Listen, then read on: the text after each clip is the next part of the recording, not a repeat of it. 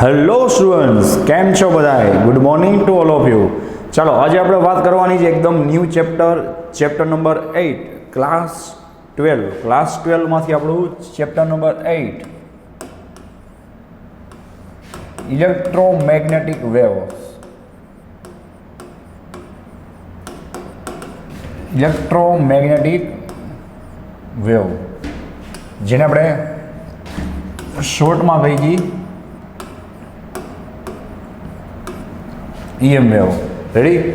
તો તમને યાદ જ હશે કે લાસ્ટ વિડીયો લેક્ચરમાં આપણે લોકોએ ચેપ્ટર નંબર 7 ઓલ્ટરનેટિંગ કરંટના ઘણા બધા MCQs છે એ પાર્ટ નંબર 4માં કમ્પ્લીટ કર્યા હતા. એટલે કે આપણે પાર્ટ 1, પાર્ટ 2, પાર્ટ 3 અને પાર્ટ 4 4 વિડીયો છે એ સ્પેશિયલી MCQsની પ્રેક્ટિસના અને વિથ સોલ્યુશનના આપણે મોકલેલા છે, બરાબર છે. અને એમાં મોટા ભાગના જે કન્સેપ્ટ છે એને લગતા MCQs આપણે કવર કરી લીધા હતા, બરાબર. તોય કોઈને કાંઈ કન્ફ્યુઝન કે ડાઉટ હોય તો ખાસ મને ઇન્ફોર્મ કરે, બરાબર. ચલો, તો આજે આપણે એકદમ ન્યૂ ચેપ્ટર આપણા ક્લાસ 12માંથી આના પછીનું ચેપ્ટર એટલે કે ઇલેક્ટ્રોમેગ્નેટિક વેવ્સ એને સ્ટાર્ટ કરવાનું છે. તમને પોતાને ખ્યાલ છે કે આ ચેપ્ટર એકદમ નાનું છે, બરાબર છે. અને આમાં આપણે જોવા જઈએ તો આપણે કન્ટિન્યુ જાય છે 7 કમ્પ્લીટ કર્યું. તો મેં તમને કીધું હતું કે LC ઓસિલેશન્સ છે, LC ઓસિલેશન્સ આપણે ચેપ્ટર 7માં કમ્પ્લીટ કર્યા. તો એનો બેઝિક કન્સેપ્ટ જે તમને ચેપ્ટર 8માં કામ આવી જશે, બરાબર છે. પછી અમુક વેવ્સ છે, વેવ્સવાળું ચેપ્ટર એટલે કે વેવ ઓપ્ટિક છે. પછી તમારું ડ્યુઅલ નેચરવાળું ચેપ્ટર છે, એના અમુક કન્સેપ્ટ જે અહીંયા કામ આવતા હોય, આના અમુક કન્સેપ્ટ જે તમને ત્યાં કામ આવશે, બરાબર છે. તો વેવને રિલેટેડ જે જગ્યાએ તમે સ્ટડી કરશો ત્યાં બધે તમને આ વસ્તુ કામ આવશે અને ત્યાંની વસ્તુ અહીંયા કામ આવશે, પાકું છે. તો ઇલેક્ટ્રોમેગ્નેટિક વેવ, ચલો તો તમે આનું પહેલાં તો નામને સમજો તો શું છે ઇલેક્ટ્રોમેગ્નેટિક વેવ. એટલે આમાં પણ જેમ આપણું ચેપ્ટર 6 હતું ઇલેક્ટ્રોમેગ્નેટિક ઇન્ડક્શન, એના જેવું જ છે કે ભાઈ ઇલેક્ટ્રો અને મેગ્નેટિક, કે એમાં ઇલેક્ટ્રિક અને મેગ્નેટિક બે કન્સેપ્ટનું મિક્સિંગ આવે. અહીંયા પણ એમ જ છે ઇલેક્ટ્રોમેગ્નેટિક, કે આની અંદર તમે ઇલેક્ટ્રો અને મેગ્નેટિક બે વચ્ચેનું શું કરશો ભાઈ, યુનિફિકેશન સ્ટડી કરશો. તો મેં તમને ત્યારે જે વાત કરેલી હતી એ જ વસ્તુ કે ભાઈ ચેપ્ટર 6માં આપણે વાત થઈ હતી કે ભાઈ એક ટાઈમ એવું માનવામાં આવતું કે ઇલેક્ટ્રિક અને મેગ્નેટિક એ જે બંને બ્રાન્ચીસ છે એની વચ્ચે કોઈ રિલેશન નથી, બરાબર ને ભાઈ. એક ટાઈમ એવું માનવામાં આવતું કે ભાઈ ઇલેક્ટ્રિક અને મેગ્નેટિક બ્રાન્ચીસ છે એની વચ્ચે કોઈ રિલેશન નથી. તો પછી ધીમે ધીમે તમને ખબર છે ઓસ્ટેડ આવ્યો. ઓસ્ટેડે શું કર્યું ભાઈ, એક વાયર છે એમાંથી કરંટ પાસ કર્યો અને એણે જોયું કે ભાઈ એની આજુબાજુ શું થાય છે, મેગ્નેટિક ફિલ્ડ પ્રોડ્યુસ થાય છે. વિચાર લેજો, એણે કરંટ પાસ કર્યો, એની આજુબાજુ મેગ્નેટિક ફિલ્ડ પ્રોડ્યુસ થયું. તો થોડોક એને આઈડિયા આવ્યો કે ભાઈ કાંઈક ઇલેક્ટ્રિક અને મેગ્નેટિક વચ્ચે રિલેશન છે. પછી ચેપ્ટર 6 મુજબ આમાં ઘણા બધા ચેપ્ટરના કન્સેપ્ટ લાગુ પડશે, એ બધું આપણે ડિસ્કસ કરીશું, બરાબર. પછી ચેપ્ટર 6 મુજબ કોણ આવ્યું બોલો જી, ફેરાડે.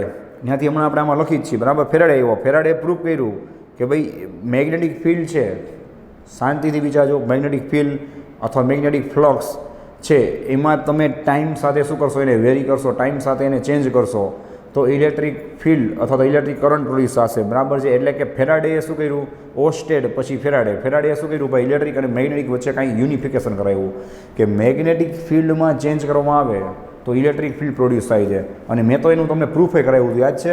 અને પાછું તમને અત્યારે યાદ કરાવીશ. ચેપ્ટર 6માં મેં કીધું હતું કે આ ચેપ્ટર 8માં જ્યારે આપણે પહોંચશું ત્યારે હું તમને આ પ્રૂફ યાદ કરાવીશ, બરાબર. કયું કે ભાઈ તમે મેગ્નેટિક ફિલ્ડમાં ચેન્જ કરો છો તો ઇલેક્ટ્રિક ફિલ્ડ કઈ રીતે પ્રોડ્યુસ થાય છે અથવા બે વચ્ચે રિલેશન શું છે, બરાબર છે. જે આપણે એક્સ્ટ્રામાં ભણ્યા હતા, જે આપણી NCERTમાંથી આપેલું બટ એરરલેસમાં કે રેફરન્સ બુકમાં આપેલું હશે, તો એની પર આપણે ડિસ્કસ હમણાં કરવાના જ છીએ. તો પહેલાં આઈડિયા આવી ગયો. પહેલાં એવું માનવામાં આવતું કે બે વચ્ચે કાંઈ છે જ નહીં રિલેશન. પછી ઓસ્ટેડે કીધું કે ભાઈ વાયરમાંથી કરંટ પાસ કરો તો એની આસપાસ મેગ્નેટિક ફિલ્ડ પ્રોડ્યુસ થાય. પછી થર્ડ નંબર ઉપર પોઈન્ટ શું આવે, ફેરાડે શું કીધું કે ભાઈ મેગ્નેટિક ફિલ્ડમાં તમે, બરાબર ને, મેગ્નેટિક ફિલ્ડમાં ચેન્જ કરો. આપણે મેગ્નેટને આમાં યાદ હોય તો મૂવ કરાવતા, બરાબર છે. તો શું થશે, એમાં ઇલેક્ટ્રિસિટી કે ઇલેક્ટ્રિક કરંટ પ્રોડ્યુસ થશે.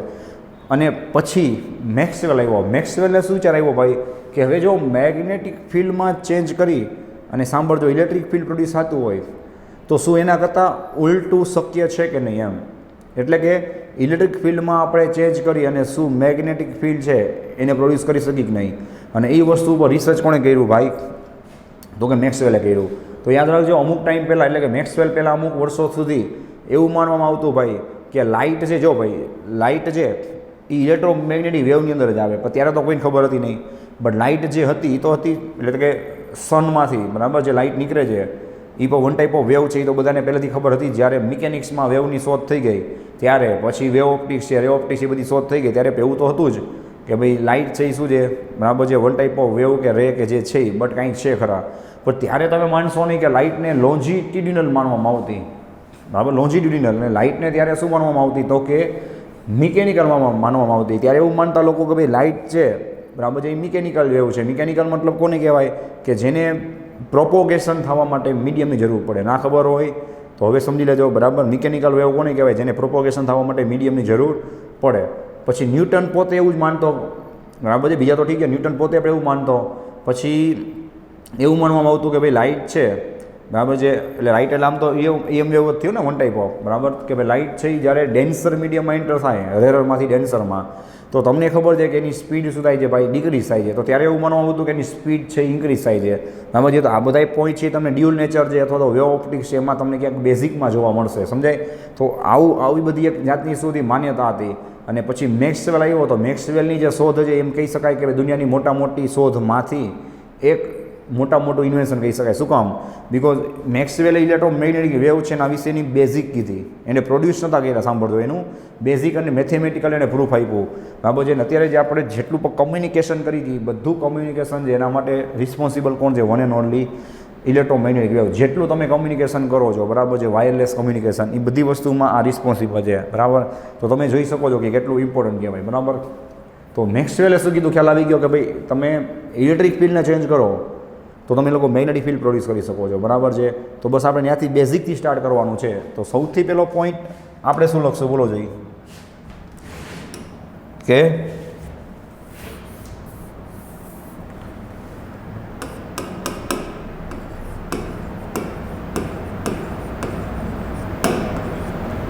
ફેરાડેસ લો અથવા ફેરાડેસ statement.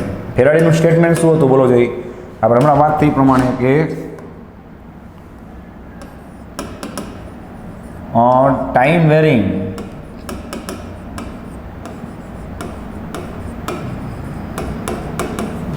varying magnetic field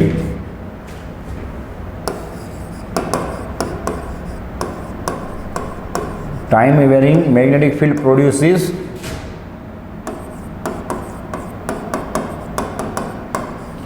electric field બરાબર ને, જે આપણે ચેપ્ટર 6માં ભણ્યા. યાર રેડી કે ભાઈ તમે મેગ્નેટિક ફિલ્ડમાં ટાઈમ સાથે ચેન્જીસ કરો તો તમને ઇલેક્ટ્રિક ફિલ્ડ મળે. અને એનું મેં તમને ખબર હોય તો એક્સ્ટ્રા પ્રૂફે કરાવ્યું હતું. એને આપણે ફટાફટ એકવાર રિવાઇઝ કરી તો યાદ કરો આ રીતે આપણે પ્રૂફ કર્યું હતું બરાબર છે. યસ, આ રીતે આપણે મેગ્નેટિક ફિલ્ડ ડ્રો કર્યું હતું, યાદ છે? અને આપણે બતાવ્યું હતું કે ભાઈ મેગ્નેટિક ફિલ્ડ જે શું છે તો કે ટાઈમ સાથે વેરી થાય છે. એટલે અહીંયા આપણે લખતા હતા dB/dt, યાદ હોય તો બરાબર છે. પછી આની આજે આપણે ગેસ કર્યો છે બરાબર. જેટલા એરિયામાં મેગ્નેટિક ફિલ્ડ રાખ્યો છે એ એરિયાની આપણે રેડિયસ ગેસ કરી હતી અને આપણે લોકોએ વાત કરી હતી કે ભાઈ આપણે લોકોએ આ પોઈન્ટ P છે એ સપોઝ આ ડિસ્ટન્સ ઉપર છે, ત્યાં આપણે ઇલેક્ટ્રિક ફિલ્ડ છે એનો રિલેશન ફાઇન્ડ કરવો છે કે ભાઈ હું જો આ જેટલા રેડિયસવાળા એરિયામાં રહેલા મેગ્નેટિક ફિલ્ડમાં ટાઈમ સાથે જો લખ્યું જ કહું છું તમને, ટાઈમ વેરિંગ મેગ્નેટિક ફિલ્ડ એટલે dB/dt થાય. શું એનાથી ઇલેક્ટ્રિક ફિલ્ડ છે આ ડિસ્ટન્સ ઉપર P પોઈન્ટ ઉપર પ્રોડ્યુસ થાય છે કે નહીં? તો એના માટે આપણે લોકોએ તમને યાદ હોય તો આપણે ઇક્વેશન યુઝ કર્યું હતું ઓલું વેદવાળું બરાબર છે કે EMF તમે કહો =dϕ/dt કહો. વિચાર લેજો શાંતિથી. વોલ્ટેજ V, વોલ્ટેજને આપણે આ ચેપ્ટરમાં કહેતા હતા ત્યાં છે EMF અને એના શું થતું હતું? dϕ/dt. અને એના આપણે લોકો લખતા હતા ઓલી વેદવાળી શોર્ટકટ ED. અને આ તમને ખબર જ છે કે એમ્પિયરનો નિયમ હતો, ઇન્ટિગ્રેશન E × dl, યાદ છે ભાઈ? ઓકે. પછી આપણે લખતા હતા કે મારે જો dB/dtમાં જવું હોય, મારી પાસે એક જ રસ્તો છે, ફ્લક્સ ϕ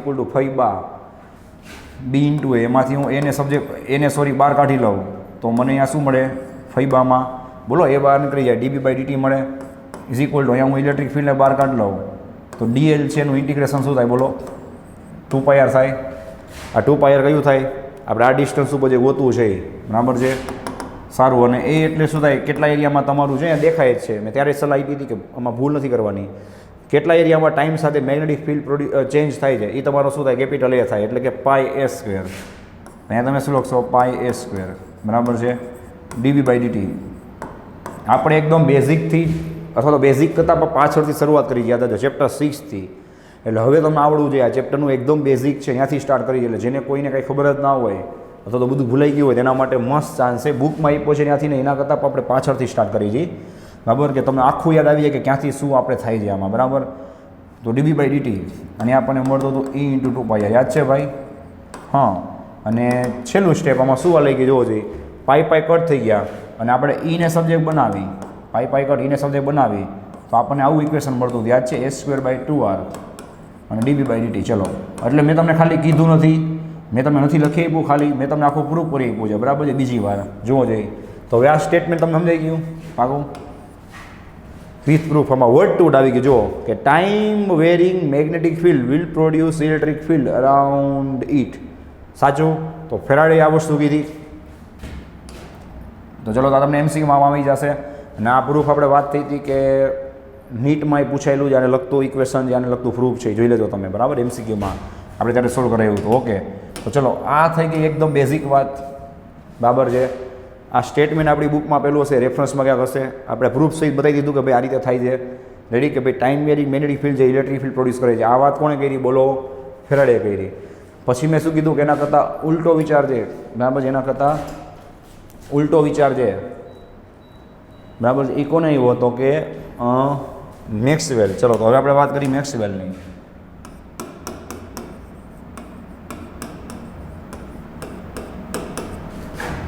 મેક્સવેલ્સ સ્ટેટમેન્ટ. ચલો ભાઈ, મેક્સવેલનું સ્ટેટમેન્ટ શું હતું બોલો જોઈએ. મેં તમને કીધું ને આના કરતાં ઉલટું, કે ભાઈ time varying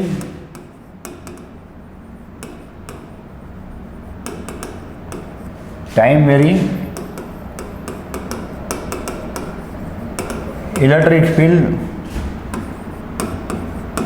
also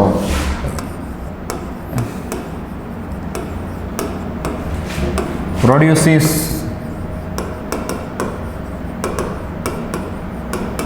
magnetic field. Ready? તો મેક્સવેલે શું કીધું ભાઈ કે time varying electric field also produce magnetic field. મતલબ કે ભાઈ જે મેગ્નેટિક ફિલ્ડ છે એ ચેન્જ કરી ઇલેક્ટ્રિક ફિલ્ડ પ્રોડ્યુસ કરે છે, એવી રીતના ઇલેક્ટ્રિક ફિલ્ડમાં જો તમે ચેન્જ કરો, બરાબર છે, તો તમને શું મળશે ભાઈ? મેગ્નેટિક ફિલ્ડ મળી શકે છે. રેડી? આવું મેક્સવેલે કીધું. એટલે કે વન સાઈડ તો આપણે પ્રૂફ થઈ ગયું હતું, સેકન્ડ અધર સાઈડ છે ઓપોઝિટ પ્રૂફ બાકી હતું, એ મેક્સવેલે પૂરું કર્યું, બરાબર. હવે એણે શું કીધું ભાઈ?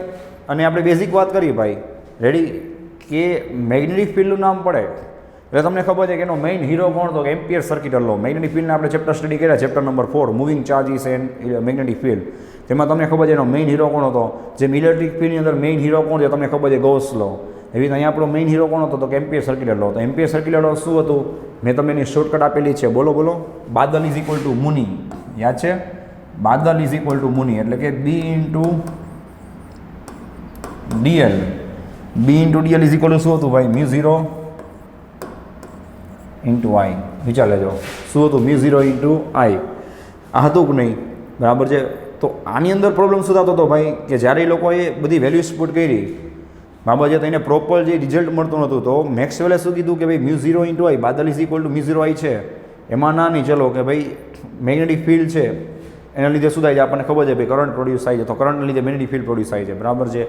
પણ આમાં ક્યાંય ઇલેક્ટ્રિક ફિલ્ડની કે ક્યાંય વાત દેખાતી નથી, અથવા તો જે એમાં કરંટ તમને જોવા મળે છે, બરાબર છે, એમાં જે સ્ટેપ હતું એને એમ કીધું કે ભાઈ અધૂરું સ્ટેપ છે, બરાબર છે.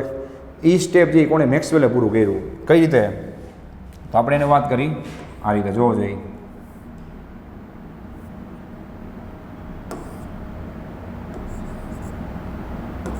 આઈ પ્લસ અહીંયા એક સ્ટેપ, હજી એક કરંટ છે એ અધૂરો હતો. શું હતો એ તમને આપણે વાત કરીએ છીએ, બરાબર છે. એ સ્ટેપ કોણે પૂરું કર્યું? તો કે મેક્સવેલે કમ્પ્લીટ કર્યું. હવે કઈ રીતે કમ્પ્લીટ કર્યું એનું પ્રૂફ આપણે કરીએ છીએ. જેમ આ પ્રૂફ કર્યું, કઈ રીતે કે ભાઈ ફિલ્ડ મેગ્નેટિક ફિલ્ડમાં ચેન્જ કરી આપણે ઇલેક્ટ્રિક ફિલ્ડમાં ગયા, રીતે ઇલેક્ટ્રિક ફિલ્ડમાંથી આપણે મેગ્નેટિક ફિલ્ડમાં જશું, બરાબર છે. તો એ પહેલાં એને એક્ઝામ્પલ શેનું લીધું એની વાત કરી હતી. એણે એક્ઝામ્પલ લીધું કેપેસિટરવાળું. કયું એક્ઝામ્પલ? કેપેસિટરવાળું. કેમ?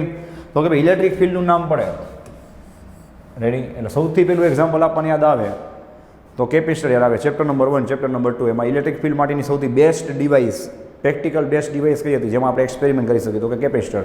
બીજું કે કેપેસિટર તમને ખબર છે જેમ જેમ ચાર્જ થાય એમ શું થાય? એના ઇલેક્ટ્રિક ફિલ્ડમાં ચેન્જીસ આવે.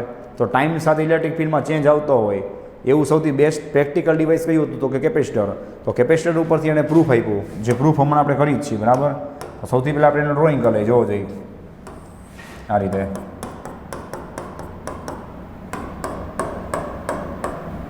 રેડી? તો કેપેસિટરમાં જ્યારે એને કરંટ પાસ કર્યો ભાઈ, બરાબર ને. બેટરીની મદદથી જ્યારે એને આપણે ડ્રો કરી નાખી જોવો પ્લસ માઇનસ રેડી. બેટરીની મદદથી જ્યારે એને કરંટ પાસ કર્યો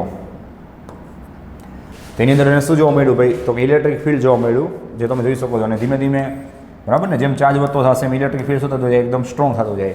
અને તમને ખબર છે કે આમાંથી ચાર્જ પાસ થવાનો ક્યારે બંધ થઈ જાય, તો કે કેપેસિટર ફૂલ ચાર્જ થઈ જાય બરાબર છે, ત્યારે એમાં કરંટ શું થાય, બહારની બાજુ ઝીરો થઈ જાય બરાબર છે. તો એણે જોયું કે ભાઈ આની અંદર સાંભળ, આની અંદર ઇલેક્ટ્રિક ફિલ્ડ ચેન્જ થતું હોય હે, સાંભળજો, તો એની અંદર શું થાય, મેગ્નેટિક ફિલ્ડ પ્રોડ્યુસ આવવું જોઈએ ને. જો આની બારે તો મેગ્નેટિક ફિલ્ડ પ્રોડ્યુસ થાય જ, અહીંથી કરંટ પાસ થાય તો આ કરંટ છે એના લીધે બહારની બાજુ મેગ્નેટિક ફિલ્ડ પ્રોડ્યુસ થાય. એવી રીતના અંદર ઇલેક્ટ્રિક ફિલ્ડ ચેન્જ થતું હોય તો કેપેસિટરની અંદર મેગ્નેટિક ફિલ્ડ પર પ્રોડ્યુસ આવવું જોઈએ. તો આના વિશે એમ્પિયરે કાંઈ ચર્ચા કરી નથી બરાબર છે. તો આના વિશે કાંઈ કેપેસિટર માટે અંદર મેગ્નેટિક ફિલ્ડ થાય છે, ચેન્જ થાય છે, એના લીધે ઇલેક્ટ્રિક ફિલ્ડ ચેન્જ થાય છે, એના લીધે મેગ્નેટિક ફિલ્ડ પ્રોડ્યુસ થાય, એની કોઈ ચર્ચા કરવામાં આવી નથી. જે ચર્ચા કોણે કરી, ભાઈ મેક્સવેલે કરી. અને મેક્સવેલે પછી શું કર્યું, તો અહીંયા એક જે કરંટ ખૂટતો હતો, એક જે સ્ટેપ ખૂટતું હતું, એ ખૂટતું સ્ટેપ જે ભાઈ અધૂરું સ્ટેપ, એ મેક્સવેલે પૂરું પાડ્યું. આ કેપેસિટરનું એક્ઝામ્પલ એને કઈ રીતે પૂરું પાડ્યું એની આપણે વાત કરી છે. ચલો આને આપણે નેક્સ્ટ જવા દઈએ એ પહેલાં અને ફટાફટ તમે એકવાર નોટ ડાઉન કરી લો, જોવો જોઈએ. રેડી? ઓકે ચલો ભાઈ લખાઈ ગયું. તો નેક્સ્ટ આપણે વાત કરીએ, યાદ રાખજો કેપેસિટરવાળી ફિગર બરાબર છે. તો તમને ખ્યાલ જ છે કે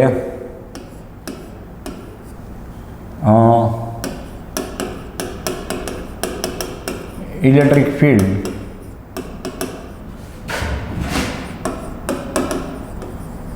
in between the plates of capacitor, in between the plates of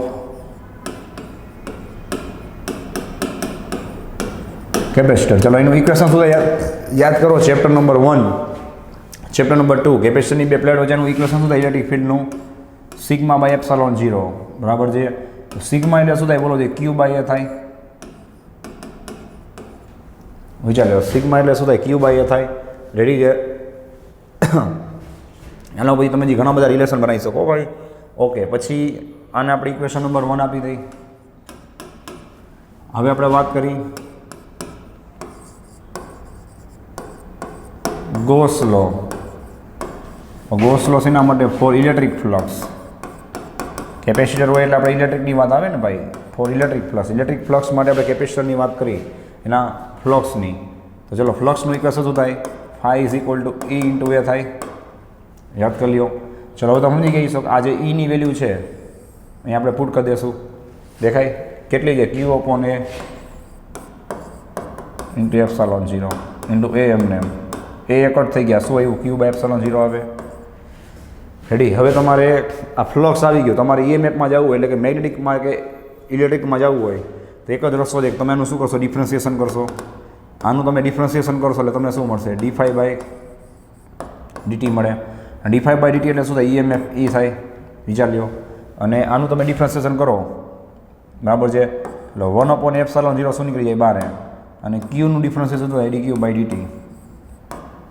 વિચાર લેજો. સો ડી5 બાય ડીટીને તમે શું કરશો, એસિટી જ રાખશો. રેડી છે? અને અહીંયા શું આવશે, 1 અપોન એપ્સિલોન 0. હા, અને આ જે ડીક્યુ બાય ડીટી મળ્યું એટલે કે ટાઈમ સાથે જે ચાર્જ શું થાય છે ભાઈ, ચેન્જ થાય છે. શેની અંદર, આપણા કેપેસિટરની અંદર ટાઈમ સાથે જે ચાર્જ શું થાય છે, વેરી થાય છે. સમજાય? તો એના લીધે જે કરંટ પ્રોડ્યુસ થાય, એના લીધે જે મેગ્નેટિક ફિલ્ડ પ્રોડ્યુસ થાય, એ ક્યાંય કેપેસિટરવાળા ચેપ્ટરમાં આપણે સ્ટડી નથી કર્યું કે એ ક્યાંય એમ્પિયરે કે ગાઉસે કોઈએ કાંઈ બતાવ્યું નહોતું. જે મેક્સવેલે શું કીધું. સિમ્પલ વાત છે ને, તમે વિચારો ને ભાઈ કે કેપેસિટરની અંદર પણ ચાર્જ તો મૂવ થાય છે, ચાર્જ મૂવ ન થાય, મૂવ તો એવું ન બોલાય, બટ શું બોલાય, ખરેખર ડિસ્પ્લેસ થાય છે ને. એટલે મેક્સવેલે શું કર્યું, એ જે કરંટ હતો એને ડિસ્પ્લેસમેન્ટ કરંટ નામ આપ્યું. તો ડિસ્પ્લેસ ચાર્જ થાય છે ત્યારે પણ મોમેન્ટરલી શું થશે ભાઈ, કરંટ પ્રોડ્યુસ થશે. અને એના લીધે શું થશે, મેગ્નેટિક ફિલ્ડ ચેન્જ થશે, મેગ્નેટિક ફિલ્ડ પ્રોડ્યુસ થશે. તો એ મેગ્નેટિક ફિલ્ડની વાત અત્યાર લગી કોઈ કહી નથી. પછી ફેરાડે હોય બરાબર છે, એમ્પિયર સર્કિટ લો હોય કે ગાઉસ હોય, કોઈએ વાત કરી નથી કે ભાઈ કેપેસિટરની અંદર આવું થાય છે. તો કેપેસિટરના જ્યારે બધા પ્રૂફ કરવામાં આવ્યા ત્યારે એના વિશે કોઈએ ચર્ચા કરી નથી, તો એને કંઈ ગણતરીમાં લીધું નહોતું બરાબર છે. તો ત્યારની વાત થાય છે. તો આજે ચાર્જ ટાઈમ સાથે વેરી થશે કેપેસિટરમાં, દેખાય? તો એમાં પછી થશે એક કરંટ પ્રોડ્યુસ થશે, જેને આપણે કહીએ છીએ ડિસ્પ્લેસમેન્ટ કરંટ. આને આપણે કન્ડક્શન કરંટ ન કહી શકીએ. શું કામ? કારણ કે આ જે ચાર્જ છે એ કન્ટિન્યુ મૂવ નથી થતો, કન્ડક્શનમાંથી એ ડિસ્પ્લેસ થાય છે. અને ક્યાં લગી ડિસ્પ્લેસ થશે, કેપેસિટર ફૂલ ચાર્જ ન થાય ત્યાં સુધી. કેપેસિટર ફૂલ ચાર્જ થઈ જશે પછી ડિસ્પ્લેસ થવાનું બંધ થશે. વળી કેપેસિટર ડિસ્ચાર્જ થાય ત્યારે પાછો ડિસ્પ્લેસ થશે. વળી કેપેસિટર ચાર્જ થાય ત્યારે ડિસ્પ્લેસ થશે. વળી કેપેસિટર જ્યારે ડિસ્ચાર્જ થશે ત્યારે એ શું થશે? ડિસ્પ્લેસ થશે. તેને ડિસ્પ્લેસમેન્ટ કરંટ શું કામ કહેવાય? ખ્યાલ આવી ગયો? બિકોઝ એ કન્ટિન્યુ કન્ડક્શનમાંથી.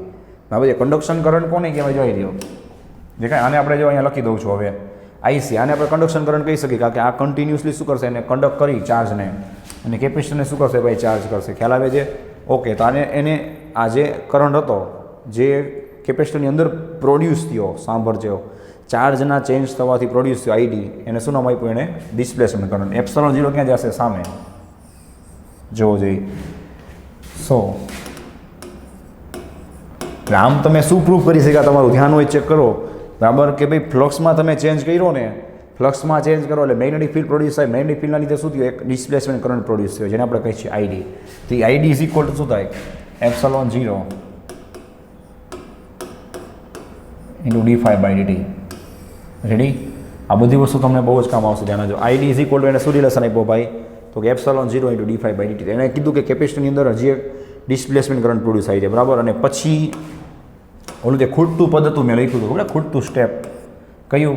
ઇન્ટિગ્રેશન બાદલવાળું b ઇન્ટુ dl, યાદ છે? Is equal to μ0.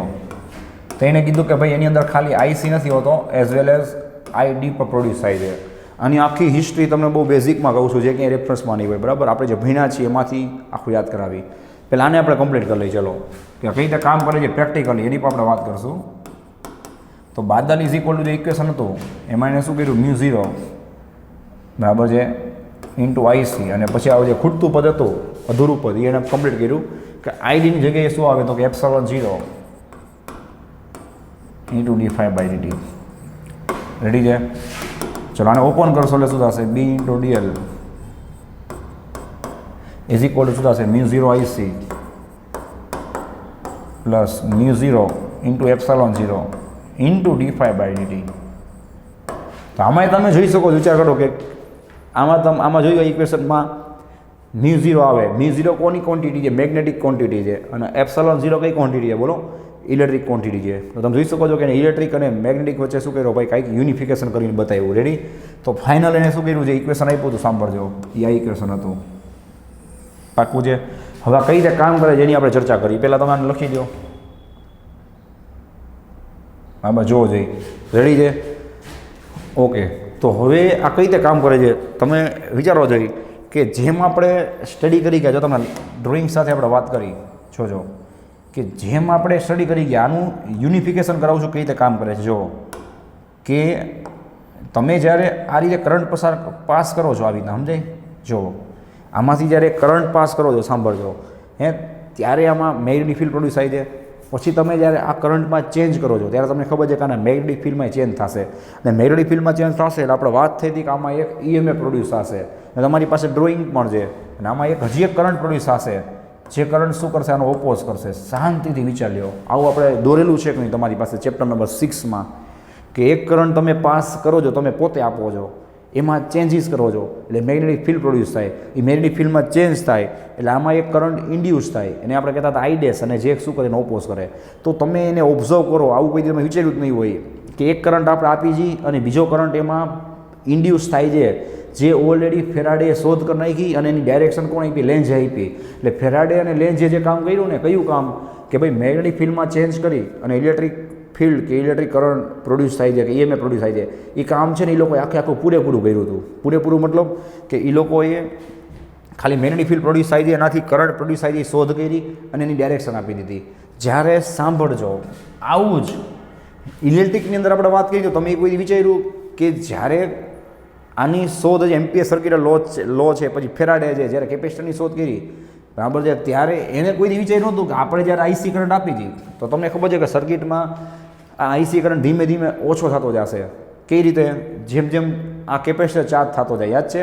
અને આપણને ખબર છે કે જેવો કેપેસિટર ફૂલ ચાર્જ થઈ જાય એટલે અહીંયા અને બેટરીમાં બે જગ્યાએ વોલ્ટેજ સેમ હોય એટલે કરંટ પાસ થવાનો બંધ થઈ જાય. કેમ? તો કે બે જગ્યાએ પોટેન્શિયલ સેમ હોય તો પોટેન્શિયલ ડિફરન્સ 0 થાય, કરંટ તમને 0 મળે, બરાબર છે? તો સેમ વસ્તુ કે જેમ જેમ કરંટ સ્ટાર્ટિંગમાં ચેન્જ થશે અને કન્ટિન્યુઅસલી ચેન્જ થશે. શું કામ? બિકોઝ આ કેપેસિટર ચાર્જ થશે એમ સર્કિટમાં કરંટ ઘટતો જાય. આની અંદર પણ શું થશે કે જેમ જેમ ચાર્જિંગ થતું જાય એમ ઇલેક્ટ્રિક ફિલ્ડ જે ટાઈમ સાથે કન્ટિન્યુઅસલી વેરી થતું હોય. સમજાય ભાઈ? કન્ટિન્યુઅસલી ઇલેક્ટ્રિક ફિલ્ડ વેરી થતું હોય, ધીમે ધીમે ઇલેક્ટ્રિક ફિલ્ડની ઇન્ટેન્સિટી વધતી જાય. કેમ તો કે જેમ જેમ અહીંયા પ્લસ, જેમ જેમ અહીંયા માઇનસ પ્રોડ્યુસ થતા જાય એમ ઇલેક્ટ્રિક ફિલ્ડ શું થતું જાય, વધતું જાય. ક્યાંથી ક્યાં તો કે પ્લસથી માઇનસ. એટલે કન્ટિન્યુઅસલી ટાઈમ સાથે ઇલેક્ટ્રિક ફિલ્ડ ચેન્જ થયું. તો આટલું એણે કીધું, પણ એટલી એને ખબર નહોતી, સાંભળજો, કે આ જે ઇલેક્ટ્રિક ફિલ્ડ ટાઈમ સાથે ચેન્જ થાય છે ને, તો એના લીધે એની અંદર મેગ્નેટિક ફિલ્ડ પ્રોડ્યુસ થાય છે. આપણે ચેપ્ટર 1 લઈને ચેપ્ટર 7 સ્ટડી કર્યું, એમાં ચેપ્ટર 2 છે, ચેપ્ટર 1 સ્ટડી કર્યું, તમે લોકો સ્ટડી કરેલું છે, તમે એના એમસીક્યુ સોલ્વ કર્યા, હજારો વાર તમે વાંચ્યું છે, જોયું છે. અત્યાર લગી ક્યાંય આપણે એવું સાંભળ્યું, આપણે એવું ક્યાંય સ્ટડી કર્યું કે આની અંદર ઇલેક્ટ્રિક ફિલ્ડ ચેન્જ થાય છે? એમાં ના, નહીં. પણ એની અંદર મેગ્નેટિક ફિલ્ડ ચેન્જ થાય છે. નો સ્ટડી કર્યું. શું કામ? કારણ કે જેણે એની શોધ કરી હતી એને પોતાને જ ખબર નથી, બરાબર છે, અથવા એને પોતે જ ન કીધું તો આપણે ક્યાં વાંચ્યું હોય, આપણે ક્યાં વાંચેલું હોય જ નહીં. સમજાય છે? તો એ વસ્તુની વાત છે. તમે આ બે ફિગરને કમ્પેર કરો ભાઈઓ, કઈ આ બે ફિગરને તમે કમ્પેર કરો, ઓબ્ઝર્વ કરો, સમજાય? કે જેમ ફેરાડે અને લે જે પૂરું કામ કર્યું, કયું કે એને જોયું કે ભાઈ કરંટ એક પ્રોડ્યુસ આપણે આપી છીએ અને એક કરંટ આપણે પ્રોડ્યુસ કરી છીએ. તો એવી રીતના અહીંયા અધૂરું શું હતું કે આપણે જ્યારે કરંટ ઇલેક્ટ્રિક ફિલ્ડમાં ચેન્જ કરી છીએ એટલી ખબર હતી, પણ એમાં મેગ્નેટિક ફિલ્ડ પ્રોડ્યુસ થાય છે ને એ વાત અધૂરી હતી. આ બાજુની વાત ખબર હતી, આમ વાત ખબર નહોતી પાછળની. આમાં બે ખબર હતી કે આપણે કરંટ આપી છીએ અને સામે આપણને કરંટ મળે છે, વાયસા વર્ષા બે વસ્તુ ખબર હતી. આમાં એક જ વસ્તુ ખબર હતી કે ભાઈ તમે કરંટ આપો છો અને આમાં ઇલેક્ટ્રિક ફિલ્ડ ચેન્જ થાય છે, ઇલેક્ટ્રિક ફિલ્ડ પ્રોડ્યુસ થાય છે. પણ ઇલેક્ટ્રિક ફિલ્ડ ચેન્જ થાય છે ત્યારે કોઈને એવો વિચાર ન આવ્યો, અને ન જ આવે ને ભાઈ, એવો કોઈને ખબર નહોતી એ ટાઈમે, કારણ કે માનવામાં જ ન આવતું કે ઇલેક્ટ્રિક ને મેગ્નેટિક સાથે કોઈ સંબંધ છે. સમજાય કે આમાં ઇલેક્ટ્રિક ફિલ્ડ ચેન્જ થાય ને ત્યારે આની અંદર મેગ્નેટિક ફિલ્ડ પ્રોડ્યુસ થાય છે. ખ્યાલ આવે છે? અને જે રિલેશન કોણે આપ્યો? મેક્સવેલ આપ્યો. ખબર પડે? જ્યારે મેગ્નેટિક ફિલ્ડ ચેન્જ થાય ત્યારે ઇલેક્ટ્રિક ફિલ્ડ પ્રોડ્યુસ થાય. એ તો તમારી પાસે પ્રૂફ ઓલરેડી છે. મતલબ કે ચેપ્ટર 6ની અંદર વાયસા વર્ષા બે વસ્તુ છે. જ્યારે આ વસ્તુ છે એ વન સાઇડ પ્રોસેસ થઈ ગઈ હતી, વન સાઇડ પ્રૂફ થઈ ગયું હતું, અધર સાઇડથી ઓપોઝિટ પ્રૂફ બાકી હતું. કયું? કે ભાઈ આમાં ઇલેક્ટ્રિક ફિલ્ડમાં ચેન્જ થાય છે તો મેગ્નેટિક ફિલ્ડ પ્રોડ્યુસ થાય છે. એ કોઈને ખબર નહોતી. ખબર પડે ને? એ વસ્તુ છે એ અહીં પ્રૂફ કરી. તો તમે વસ્તુ વિચારો કે કેટલું બધું મળતું આવે છે ભાઈઓ. જેમ અહીંયા આપણે એક કરંટ આપણે આપી છીએ, સમજો, ને એક કરંટ આમાં પ્રોડ્યુસ થાય છે, ઇન્ડ્યુસ થાય છે, એવી રીતના કેપેસિટરમાં છે ને સેમ વસ્તુ છે કે એક કરંટ છે ને આપણે એને આપી છીએ, બરાબર છે, જેને આપણે કહી છીએ કન્ડક્શન કરંટ. હમણાં હું એના ફૂલ ફોર્મ લખું જ છું, જેને આપણે કહી છીએ કન્ડક્શન કરંટ. એવું તે લખી જ દઉં, સમજાય છે? તો આ જે કન્ડક્શન કરંટ છે એ આપણે આપી છીએ. ખ્યાલ આવે છે ભાઈ? જે કામ અહીંયા કન્ડક્શન કરંટ કરે છે, ખ્યાલ આવે ભાઈ? એ જ કામ અહીંયા આપણો કોણ કરે છે? આ કરંટ કરે છે. શેમાં? ઇન્ડક્ટરમાં. ત્યાં કોણ કરે છે? આપણો આઈસી કરે છે. સમજે? એક કરંટ આપણે આપી છીએ અને એક કરંટ શું થાય છે? એની અંદર પ્રોડ્યુસ થાય છે. એટલે કે કયો? Displacement current.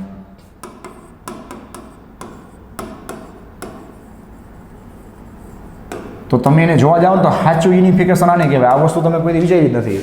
બસ તમે એટલું જોઈ લીધું કે ભાઈ હા ઇલેક્ટ્રિક ફિલ્ડમાં ચેન્જ કર્યો, જ્યાં લખ્યું જ છે. બરાબર? ઇલેક્ટ્રિક ફિલ્ડમાં આપણે શું કર્યો? આઈટો ચેન્જ કર્યો અને બસ મેગ્નેટિક ફિલ્ડ પ્રોડ્યુસ થયું. તો આપણને ખબર, બસ એવું લાગ્યું કે આ તો યુનિફિકેશન થઈ ગયું. કેમ તો કે મેગ્નેટિકમાંથી જેમ આપણે ઇલેક્ટ્રિકમાં ગયા એમ ઇલેક્ટ્રિકમાંથી આપણે મેગ્નેટિકમાં ગયા. પણ સાચું યુનિફિકેશન આ વિચારવા જેવું છે. કયું? કે જેમ મેગ્નેટમાં જે કન્સેપ્ટ લાગુ પડે છે ને એ જ કન્સેપ્ટ અહીંયા લાગુ પડે છે ઇલેક્ટ્રિકમાં. વિચાર કરો. એટલે કે જે આપણો, મેં તમને પહેલાં કીધું હતું કે મેગ્નેટિઝમનો હીરો કોણ છે? ઇન્ડક્ટર. અને ઇલેક્ટ્રિકનો હીરો કોણ છે? આપણો કેપેસિટર. બરાબર? તો જેમ મેગ્નેટિકમાં આપણને ખબર પડી કે એક કરંટ આપણે આપી છીએ ને એક કરંટ એમાં ઇન્ડ્યુસ થાય છે, એવી રીતના પછી ખબર પડી કે એક કરંટ જેમ આપણે આપી છીએ ને કેપેસિટરમાં, એવી રીતના એક કરંટ એ કેપેસિટરમાં ઇન્ડ્યુસ થાય છે. પણ બેમાં ફરક શું હતો? સમજાય છે ભાઈ? કે આમાં જે કરંટ આપી છે ને કન્ટિન્યુ હોય એટલે એને કન્ડક્શન કરંટ કહેવાય. ને ઓલો કરંટ શું છે? ડિસ્પ્લેસમેન્ટ કરંટ છે. કારણ કે એમાં ચાર્જ હજી કન્ટિન્યુઅસલી મૂવ ન થતા હોય. ચાર્જ એક જગ્યાએથી બીજી જગ્યાએ ખાલી ડિસ્પ્લેસ થાય છે. સમજાય? એક પ્લેટથી બીજી પ્લેટમાં ડિસ્પ્લેસ થાય છે, જેને આપણે કહેતા હતા ડિસ્પ્લેસમેન્ટ કરંટ. તો એ ડિસ્પ્લેસમેન્ટ કરંટ છે ને એને ફેરાડે, એમ્પિયરે કોઈને ગણતરીમાં કે કેલ્ક્યુલસમાં લીધું નહોતું. કેમ તો કે ત્યારે જેટલી બધી શોધ થઈને, સમજાય ભાઈ, એટલી શોધ પૂરતું આ જે કેલ્ક્યુલેશન હતું ને એ ઇનફ હતું અને સાચું હતું. ત્યારે ડિસ્પ્લેસમેન્ટ કરંટને લીધે કાંઈ પણ જે શું થતી ઇફેક્ટ પ્રોડ્યુસ થતી એ કોઈ પણ પ્રૂફ કરવામાં નડતી નહોતી. એ જે ઇફેક્ટ નડી ક્યાં? છેક મેક્સવેલ આવ્યો પછી. મેક્સવેલે જ્યારે EM વેવ્સ વિશેની શોધ કરી ત્યારે એને એ જે સ્ટેપ છે અધૂરું લાગતું હતું. એ સ્ટેપ એને પૂરું કર્યું અને પછી જે EM વેવ છે એની સ્પીડ શોધવામાં આવી અને એ સ્પીડ છે એ સ્ટેટમેન્ટ સાથે મેચ થતી હતી. બરાબર છે? તો એણે ત્યારે કીધું કે ભાઈ ઇલેક્ટ્રિક ફિલ્ડમાં ચેન્જ આવે ને તો ડિસ્પ્લેસમેન્ટ કરંટ પ્રોડ્યુસ થાય. આ તો એને કેપેસિટર ઉપરથી ખાલી પ્રૂફ આપ્યું. ખાલી અહીંયા જ આ વસ્તુ લાગુ પડે એવું જરૂરી નથી. સમજાય? એને કેપેસિટર ઉપરથી પ્રૂફ આપ્યું કે ભાઈ જો ઇલેક્ટ્રિક ફિલ્ડ ચેન્જ થાય ને આની અંદર તો એની અંદર એ શું થાય છે, મેગ્નેટિક ફિલ્ડ પ્રોડ્યુસ થાય છે, બરાબર છે. હવે તો આપણને ખબર જ છે કે આ સાચું છે, પણ ત્યારની વાત છે, ત્યારે એને કેપેસિટર ઉપરથી પ્રૂફ આપ્યું, તો ખબર પડી કે અધૂરું શું હતું કે કેપેસિટરમાં આપણે કન્ડક્શન કરંટ આપીએ છીએ એ તો ખબર જ છે, પણ એમાં પણ એક કરંટ પ્રોડ્યુસ થાય છે. ખ્યાલ આવે છે કયો? તો કે ડિસ્પ્લેસમેન્ટ કરંટ. અને ડિસ્પ્લેસમેન્ટ કરંટ હોય ગમે એવું હોય, આપણને ખબર છે કરંટ પ્રોડ્યુસ થાય અને એમાં ચેન્જ આવે એટલે મેગ્નેટિક ફિલ્ડ પ્રોડ્યુસ થાય જ. એને ત્યાંથી પ્રૂફ થયું કે આની અંદર એક મેગ્નેટિક ફિલ્ડ પ્રોડ્યુસ થાય છે. સમજાય? તો કોઈ પૂછે ડિસ્પ્લેસમેન્ટ કરંટ ક્યાં હશે, તો કે કેપેસિટરની અંદર. સમજાય ભાઈ? અને કન્ડક્શન કરંટ ક્યાં હોય છે? કેપેસિટરની બહાર હોય છે. ખ્યાલ આવે છે? તો ડિસ્પ્લેસમેન્ટ કરંટના લીધે જે મેગ્નેટિક ફિલ્ડ પ્રોડ્યુસ થાય ક્યાં હોય? કેપેસિટરની અંદર હોય. અને કન્ડક્શન કરંટના લીધે જે મેગ્નેટિક ફિલ્ડ પ્રોડ્યુસ થાય ક્યાં હોય? કેપેસિટરની આઉટસાઇડ એટલે કે બહાર હોય. ખ્યાલ આવે છે? તો આ બધા પોઈન્ટ્સ છે તમને ખબર હોવી જોઈએ. તો આ હતું એનું સાચું યુનિફિકેશન, કે આ બે વચ્ચેના કન્સેપ્ટ કેટલા મળતા આવે છે વિચાર તો કરો. અને પછી એને શું કર્યું? બેનું એડિશન કર્યું. રેડી છે? બીજું એક વિચારવા જેવું એ છે કે આમાં ડિસ્પ્લેસમેન્ટ કરંટને બે ક્યાં હશે? સેમ ડાયરેક્શનમાં હોય છે, આમાં ઓપોઝિટ હોય છે. એટલા માટે જો અહીંયા આપણે એડિશન કરીએ છીએ, જો આઈસી પ્લસ આઈડી. ખ્યાલ આવે છે? તો આ બે વસ્તુનું એને શું કર્યું? યુનિફિકેશન કર્યું અને આપણને આ ઇક્વેશન આપ્યું, બરાબર છે, જે તમારે ખાસ ધ્યાનમાં રાખવાનું છે. આ ઇક્વેશન બેઠે બેઠું પૂછાઈ શકે છે કે ભાઈ એમ્પિયર મેક્સવેલનું ઇક્વેશન કર્યું છે. પાકું? ચલો આને તમે નોટ ડાઉન કરી લો. પછી આપણે જે મેઇન 4 ઇક્વેશન છે એને આપણે બરાબર છે અહીંયા નોટિસ કરવાના છે. રેડી? તો આ રીતે એણે શું કર્યું? હજી એક આપણે પોઈન્ટ અહીંયા લખી નાખી. હા, તો ફાઇનલી શું કર્યું ભાઈ મેક્સવેલે?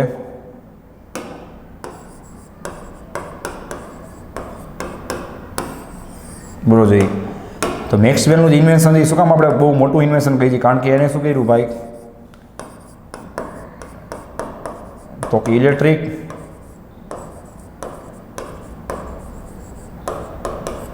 મેગ્નેટિક અને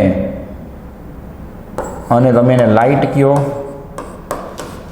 સમજાય કે તમે એને ઈએમ વેવ કહો, એની વચ્ચે શું કર્યું ભાઈ? રિલેશન આપ્યો. બરાબર? આ ત્રણ વચ્ચે યુનિફિકેશન કર્યું. ઇલેક્ટ્રિક વચ્ચે, મેગ્નેટિક વચ્ચે. ચલો નો ડાઉટ ફેરાડે પણ ઇલેક્ટ્રિક અને મેગ્નેટિક વચ્ચે તો યુનિફિકેશન કરી જ આપ્યું હતું કે ભાઈ મેગ્નેટિક ફિલ્ડ ચેન્જ કરો એટલે એમાં ઇલેક્ટ્રિસિટી કે ઇલેક્ટ્રિક કરંટ પ્રોડ્યુસ થાય. પણ ત્યારે ફેરાડેને પોતાને ખબર નહોતી કે એનો રિલેશન છે ઇલેક્ટ્રોમેગ્નેટિક વેવ કે લાઇટ વેવ સાથે છે. એ લાઇટને, ઇલેક્ટ્રિકને અને મેગ્નેટિકને એ ત્રણેયને યુનિફિકેશન કોણે કર્યા? તો કે મેક્સવેલે કર્યા. બરાબર? એટલે આપણે એને મોટા મોટી શોધ કરી છે જે આપણને કમ્યુનિકેશનમાં કામ આવે છે. રેડી છે? ચલો તો હવે આપણે જ્યાં હતા ત્યાં આવી જાય પાછું. આ પોઈન્ટ ખબર પડી ગઈ? હા, નેક્સ્ટ પોઈન્ટ તો મેં તમને કીધું એ પ્રમાણે આપણે 4 ઇક્વેશનને શું કરીએ એકવાર બરાબર છે વેરીફાઈ કરી. ચલો એક ઇક્વેશન આપણે સ્ટડી કર્યું છે E ઇન્ટુ ડી એ વાળું, યાદ છે? જેને આપણે કહેતા હતા ઈડા. ઈડા is equal to sigma Q by epsilon 0. ખબર છે? આને આપણે કહીએ છીએ ગાઉસ ઇક્વેશન, યાદ હોય તો. પછી આપણે વાત થઈ હતી આવું જ ચેપ્ટર 6માં કે મેગ્નેટિક ફિલ્ડ છે ને એ કોઈ પણ ક્લોઝડ સરફેસ એરિયા હોય, ક્લોઝ સરફેસ એરિયા, તેના ઉપર શું હોય? 0 હોય. ઇલેક્ટ્રિક ફિલ્ડ એ ક્લોઝ એરિયા ઉપર 0 ન હોય. આ યાદ રાખજો. આ ઇક્વેશન આપણે મળ્યું. અહીંયા ડી એ છે, અને આપણે શોર્ટકટમાં શું કહેતા હતા? ઈડા અને બીડા. બરાબર છે? આ બે ગાઉસ લો છે.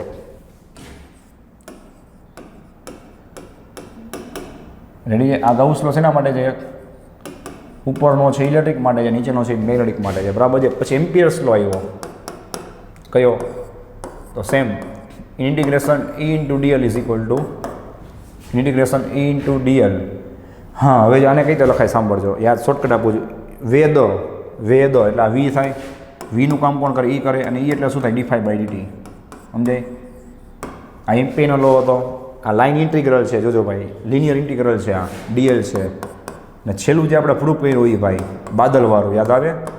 બી into DL is equal to શું હતું? યાદ કરો μ0 into IC plus ID is equal to શું થાય? તો કે μ0 આઈસી એઝ ઇટ ઇઝ. અને આઈડી એટલે શું થાય?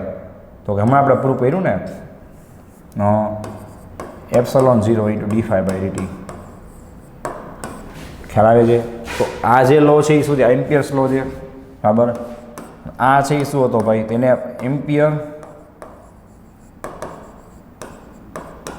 એમ્પિયર મેક્સવેલ્સ લો કહેવાય. શું કામ? ઇક્વેશન કહેવાય. કારણ કે આ ઇક્વેશન ખરેખર કોનું હતું? એમ્પિયરનું હતું. એની સાથે મર્જ કોણે કર્યું ભાઈ? આ ડિસ્પ્લેસમેન્ટ કરંટ છે ને મેક્સવેલે મર્જ કર્યો કે ભાઈ આ સ્ટેપ તારું ખૂટે છે, એ પૂરું કર્યું. એટલે એને એમ્પિયર મેક્સવેલનો બેનો મિક્સ નિયમ કહેવાય. આ લખો તો અને ખાલી બાદલ ઇઝ ઇક્વલ ટુ મુની લખો તો શું કહેવાય, ખાલી એમ્પિયર્સ સર્ક્યુલર લો કહેવાય. ખ્યાલ આવે છે? તો આ 4 ઇક્વેશન છે તમને તમારી રેફરન્સ કે ટેક્સ્ટ બુકમાં જોવા મળશે. એ કઈ રીતે કામ કરે છે ખ્યાલ આવી ગયો? બરાબર છે. ચલો હવે આપણે વાતને આગળ વધારી. બરાબર કે એ તો ફાઇનલ થઈ ગયું ભાઈ. શું હવે ત્યાંથી નેક્સ્ટ થિયરી કઈ રીતે ઉપડે છે, કઈ રીતે થિયરી કન્ટિન્યુ કરાય એ તમને આખું બરાબર છે ત્યાંથી કન્ટિન્યુ કરાવે, આખી લિંક જ છે. હવે અહીંયા ત્યાં સુધી આપણે પહોંચી ગયા શું કે ઇલેક્ટ્રિક ફિલ્ડમાં ચેન્જ આવે એટલે મેગ્નેટિક ફિલ્ડ પ્રોડ્યુસ થાય. હવે લોચો શું થતો હતો સમજાય? જો જે બધા એક્ઝામ્પલ આપ્યા છે બધા વિચારીને જ આપેલા છે. લોચો શું થતો હતો કે મેં તમને કીધું એ પ્રમાણે કે કેપેસિટર છે, અહીંયા આપણે ડ્રો કર્યું જોયું કે કેપેસિટર છે જ્યારે ફૂલ ચાર્જ થઈ જાય ને ભાઈ પછી શું, પછી તો ઇલેક્ટ્રિક ફિલ્ડ એ કોન્સ્ટન્ટ થઈ જાય ને. બોલો ઇલેક્ટ્રિક ફિલ્ડમાં ચેન્જ ના થાય ને આપણે શું વાત થઈ કે ઇલેક્ટ્રિક ફિલ્ડ છે ટાઈમ સાથે વેરી થાય, ટાઈમ સાથે ચેન્જ થાય તો મેગ્નેટિક ફિલ્ડ પ્રોડ્યુસ થાય. સમજાય છે? તો હવે આપણે ફસાઈ ગયા કે આમાં તો કેપેસિટર ફૂલ ચાર્જ થશે પછી શું, પછી તો ચાર્જ ચેન્જ નહીં થાય, ચાર્જ ચેન્જ ન થાય, ઇલેક્ટ્રિક ફિલ્ડ ચેન્જ ન થાય, ઇલેક્ટ્રિક ફિલ્ડ ચેન્જ ન થાય તો મેગ્નેટિક ફિલ્ડ ક્યાંથી ચેન્જ થાય? વિચાર લ્યો, બહુ વિચારવા જેવી વસ્તુ છે. બરાબર છે. તો હું તમને રીઝન સહિત આપું છું કે આપણે નેક્સ્ટ થિયરી સ્ટડી કરી છીએ, શું કામ કરી છીએ, અથવા થિયરીનો વિચાર ક્યાં થયો. બરાબર છે. તો એને શું વિચાર્યું ભાઈ કે જો હું કેપેસિટર છે એને જો હું ચાર્જ કરી નાખું તો ડિસ્ચાર્જ કરું તો કેમ, તો કે જ્યારે કેપેસિટર ડિસ્ચાર્જ થાય ત્યારે પાછું ઇલેક્ટ્રિક ફિલ્ડ અને ચાર્જમાં ચેન્જ આવે. બરાબર છે. હવે પાછું એને એવું કર્યું ચલો કે કાંઈ વાંધો નહીં, આપણે કેપેસિટરને કોઈ પણ એક વાયર સાથે કનેક્ટ કરી અને ડિસ્ચાર્જ કરી નાખી. બરાબર, આ રીતે જોવો જોઈએ. તો લોચો શું થયો કે જોયું કે હવે કેપેસિટર ડિસ્ચાર્જ થઈ ગયો. બરાબર છે. પછી તો એનું ઇલેક્ટ્રિક ફિલ્ડ 0 થઈ ગયું, કાંઈ છે જ નહીં. તો હવે ઇલેક્ટ્રિક ફિલ્ડ કેમ ચેન્જ કરવું વિચાર્યું તમે? ચાર્જ કર્યો ચલો ત્યારે ઇલેક્ટ્રિક ફિલ્ડ થોડીક વાર ચેન્જ થયું અને એમાં મેગ્નેટિક ફિલ્ડ મળ્યું.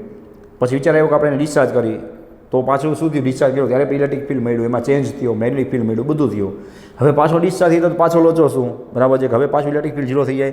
તો એને વિચાર શું આવ્યો, ખ્યાલ આવે કે ભાઈ કેપેસિટરથી કન્ટિન્યુઅસલી ચાર્જ ડિસ્ચાર્જ થયા કરે.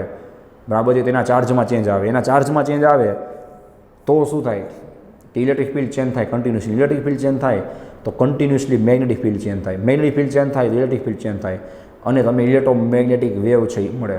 બરાબર છે. એક વસ્તુ આપણે વિચારવાની છે ને બધી વસ્તુને એક સાથે યુનિફિકેશન કરવાની છે. જેટલું આપણે ભણ્યા હોય એનો આપણે યુઝ કરી તો આપણે ભણ્યા જે સાચું કહેવાય ને ભાઈ. એનો મતલબ શું છે તમારું નીટ, બધી વસ્તુ તમને એક સાથે આવડવી જોઈએ યુનિફિકેશન કરતાં. તો હવે સમજાણું તમને એને વિચાર આવ્યો કે એવી કઈ ડિવાઇસ હું કનેક્ટ કરું. ખ્યાલ આવે ભાઈ એવું હું શું કનેક્ટ કરું કે જેથી કેપેસિટર ચાર્જ ડિસ્ચાર્જ થયા કરે. સમજાય? ત્યારે એને શું કર્યું ભાઈ, કેપેસિટર એને ઇન્ડક્ટર સાથે કનેક્ટ કર્યો, જેને આપણે કહીએ એલસી ઓસિલેશન. હવે યાદ આવે ચેપ્ટર 7માં ચેપ્ટર 6માં આપણે એલસી ઓસિલેશનની ડિસ્કસ કર્યું હતું કે ચેપ્ટર 8માં હું તમને યાદ કરાવીશ અને ચેપ્ટર 14માં યાદ કરાવીશ. તો ચેપ્ટર 8માં એલસી ઓસિલેશન કઈ રીતે કામ આવી ખ્યાલ આવી ગયો કે capacitor discharge, inductor charge, inductor discharge, capacitor charge discharge થયા કરે. અને તમને યાદ હોય તો આપણને આ રીતનું ઇક્વેશન મળતું હતું, યાદ છે? d2q/dt². આ ઇક્વેશન આપણે મિકેનિક્સના ઇક્વેશન સાથે કમ્પેર કર્યું, યાદ છે? કેટલું બધું વિચારવા જેવું છે. d2x/dt². તો મેં તમને કીધું હતું કે જેમાં એક્સલેરેશનનું કામ કરે છે એમાં ચાર્જનું એક્સલેરેશન કરે છે અને જેવો ચાર્જ એક્સલેરેટ થાય તો એમાંથી ઇલેક્ટ્રોમેગ્નેટિક વેવ પ્રોડ્યુસ થાય. આ પોઈન્ટ યાદ રાખજો, આજે જ હમણાં પાછો રિપીટ કરાવીશ, પછી કહેતા નહીં.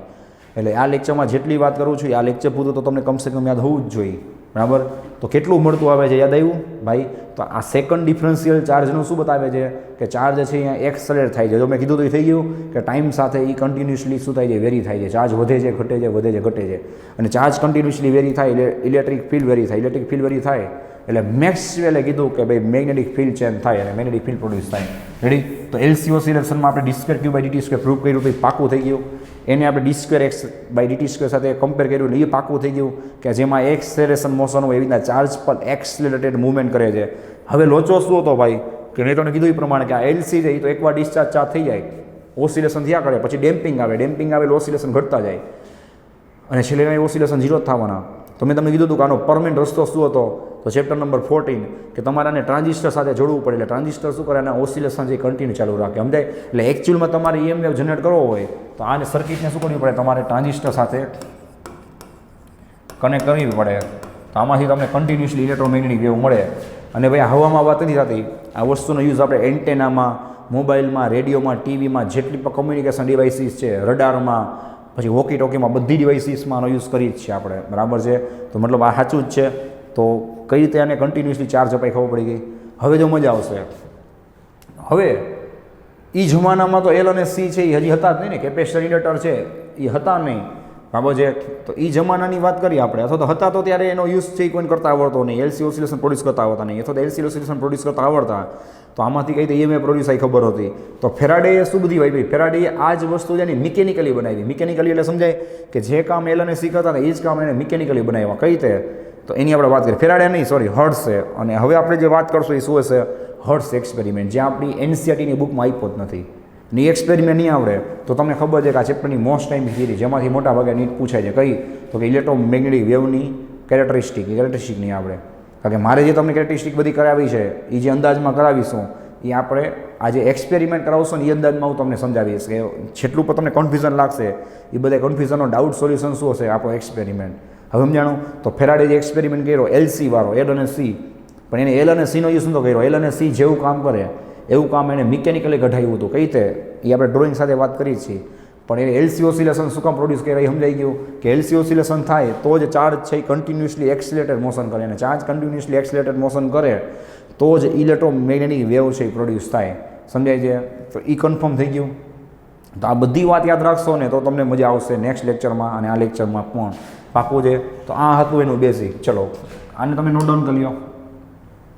હવે બેઝિક તો બેઝિક પર ડ્રોઈંગ કરી લેવું ભાઈ, ગમે ત્યારે ભૂલાઈ જાય ત્યારે કામ આવશે કે આવું કંઈ કીધું હતું મેં તમને. બરાબર છે? ચલો તો હવે આપણે વાત થઈ પ્રમાણે ચાર્જ. આ વસ્તુ જે લખાવું છું મેં તમને ઓલરેડી એક જગ્યાએ આખી લખાવેલી છે. આ બીજી વાર લખાવું છું. મેં તમને કીધું હતું કે નેક્સ્ટ ટાઈમ એકવાર આવશે. ઘણો ટાઈમ પહેલાં મેં તમને એકવાર લખાવેલી છે. આ વસ્તુ આપણે બીજી વાર લખી હતી. શું કામ એ તમને ખ્યાલ આવી જશે. આની ચર્ચા મેં તમને કરી દીધી. બરાબર? આની ચર્ચા હમણાં મેં તમને કરીને આપી. શું?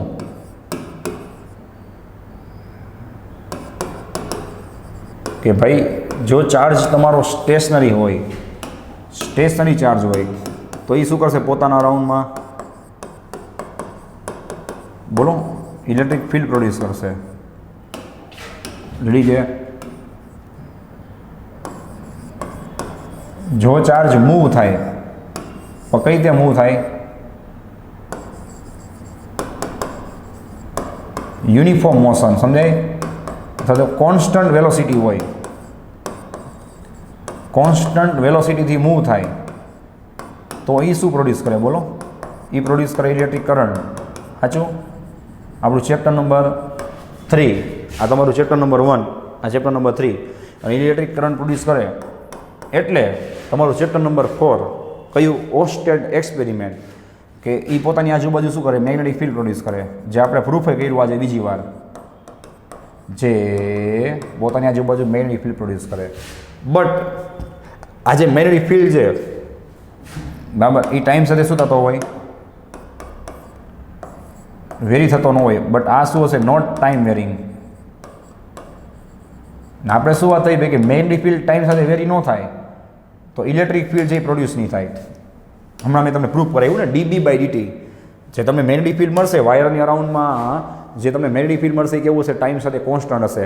એટલે મેગ્નેટિક ફિલ્ડ છે એ પોતાની આજુબાજુ ઇલેક્ટ્રિક ફિલ્ડ જનરેટ નહીં કરે. dB/dt થવું જોઈએ. એટલે આવશે થર્ડ પોઈન્ટ. એટલે કે હવે આવશે આપણું ચેપ્ટર. હવે આવશે આપણું ચેપ્ટર કે જો આ જે ચાર્જ છે એ શું કરે? એક્સલેરેટેડ મોશન કરે. તમારું ધ્યાન આખા ચાર્ટ ઉપર હોવું જોઈએ પરફેક્ટલી. આપણે ચાર્જની વાત કરી છે, દેખાય છે? આ ચાર્જ છે એ શું કરે?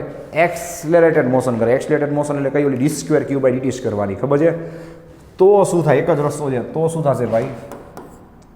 બોલો. તો એમાં time varying magnetic field produce થાય.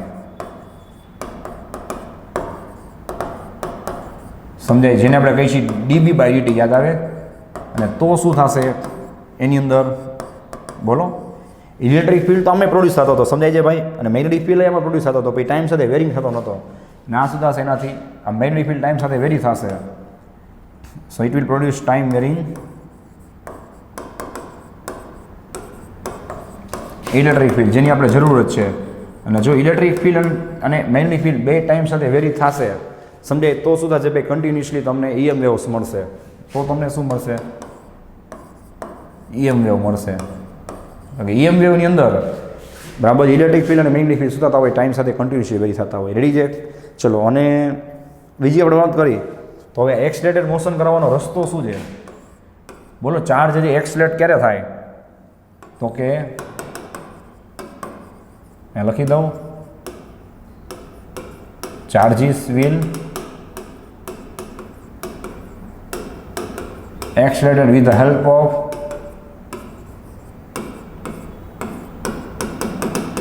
LC oscillation. તો તમે ત્યાં લગી આ બધું સ્ટડી કરતા તો કોઈ વિચારતા નહીં કે આ બધું ક્યાં ક્યાં કામ આવે છે. કોઈ તમે વિચાર્યું છે કે LC oscillation જે બધું કન્ટિન્યુ હાલે છે જોવો જોઈએ. તો ચેપ્ટર 7માં જ LC oscillation કમ્પ્લીટ કર્યા તો ત્યારે મેં તમને આ બધી વાત કહી હતી કે નહીં. અત્યારે આપણે અહીંયા પહોંચ્યા તો ત્યારે બધી પાછી હું વાત તમને ચેપ્ટર 7ની કરું છું કે નહીં જોવો જોઈએ કે ભાઈ LC oscillation છે બરાબર છે એનો એક રસ્તો તમારી પાસે છે કે LC oscillation છે એનાથી તમે શું કરી શકો છો તો કે ચાર્જ છે એ પ્રોડ્યુસ કરી શકો છો બરાબર છે. અને મેં તમે LC oscillationમાં છેલ્લે 2 પોઈન્ટ લખાવ્યા હતા યાદ છે કે LC oscillation જે ડેમ્પિંગ થવાના જ છે કારણ કે એમાં ઇલેક્ટ્રોમેગ્નેટિક વેવ પ્રોડ્યુસ થાય એટલે યાદ આવ્યું. તો બસ આ જ છે ને LC oscillation જો તમે કરી શકો તો EM વેવ જનરેટ થાય. કેમ તો કે LC oscillation થાય માં ચાર્જ કન્ટિન્યુઅસલી વધઘટ થતો હોય એટલે કન્ટિન્યુઅસલી ઇલેક્ટ્રિક ફિલ્ડ ચેન્જ થાય એટલે કન્ટિન્યુઅસલી કરંટ ચેન્જ થાય એટલે કન્ટિન્યુઅસલી મેગ્નેટિક ફિલ્ડ ચેન્જ થાય એટલા માટે એમાંથી EM વેવ પ્રોડ્યુસ થાય છે. જેની શોધ ક્યારે થઈ આ બધી LC oscillations ને બધા પ્રોડ્યુસ થાય ત્યારે કે કોઈ LC oscillation કર્યા જ ન હોય તો EM વેવ ક્યાંથી મળે. આ બધા એક્સપેરિમેન્ટ થઈ ગયા હતા આમાં EM વેવ શું કામ ન મળ્યો. જો મળ્યો હોત તો આ લોકો કંઈ એટલા તો ઓલા હતા નહીં એટલા તો હોશિયાર હતા જ કે એ લોકોને EM વેવ પકડતા તો આવડી જ જાત કે EM વેવ પકડાઈ જાત. પણ આ બધામાં EM વેવ કેમ ન મળ્યા કારણ કે ત્યારે છે એ ઇલેક્ટ્રિક ફિલ્ડ છે ચેન્જ નહોતું થતું અને મેગ્નેટિક ફિલ્ડ ચેન્જ નહોતું થતું. એ કેવું હતું ટાઈમ સાથે વેરિંગ નહોતું રેડી છે એટલે એ લોકોને કોઈ EM વેવ મળ્યા નહીં. EM વેવ ક્યારે મળ્યા જ્યારે LC oscillation થયા પછી મળ્યા સમજાય. તો એ શોધ કોણે કરી EM વેવ પ્રોડ્યુસ કરવાની બરાબર છે મેક્સવેલે કરી અને પ્રોડ્યુસ કોણે કર્યા સૌથી પહેલાં હર્ટ્સે કર્યા પછી જગદીશચંદ્ર બોઝ અને પછી આવશે માર્કોની. જગદીશચંદ્ર બોઝે શોર્ટ વેવલેન્થ ફાઇન્ડ કરી માર્કોનીએ શું કર્યું ભાઈ એ જ વેવ છે એને બહુ દૂર સુધી મોકલા જે એક મોટી વસ્તુ કહી શકાય ને જેનો આપણે રેડિયોમાં યુઝ કરીએ છીએ બરાબર છે કમ્યુનિકેશન માટે. તો હવે ખ્યાલ આવ્યો કે આપણે કઈ રીતે કન્ટિન્યુ કરીએ છીએ બરાબર છે કે આવું થાય ને આવું થાય તો EM વેવ મળે કઈ રીતે મળે એ વાત થઈ અને કોણ આપણા માટે રસ્તો છે કે LC oscillation. તો હવે ખબર પડી ગઈ આ LC oscillationનું બધું બેઝિક જોઈ લો એકવાર બરાબર છે. હા તો હવે તમને પૂછવામાં આવે કે હર્ટ્સે શું કામ એક્સપેરિમેન્ટ કર્યો કઈ રીતે કર્યો એને LC શું કામ લીધા એ બધી ખબર પડી ગઈ. તો હવે આવશે હર્ટ્સ એક્સપેરિમેન્ટ. હજી આપણે કન્ટિન્યુ જ છીએ.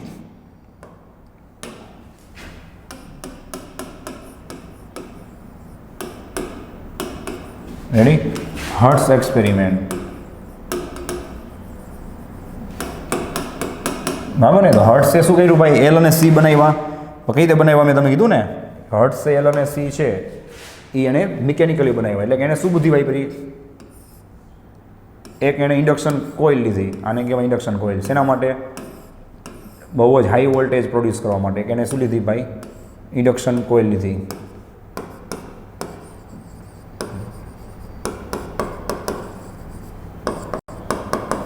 રેડી છે અને એ ઇન્ડક્શન કોઇલ સાથે એણે શું કર્યું ભાઈ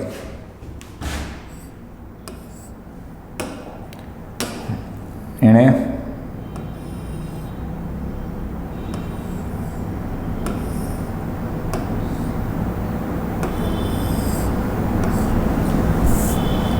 જોવો જોઈએ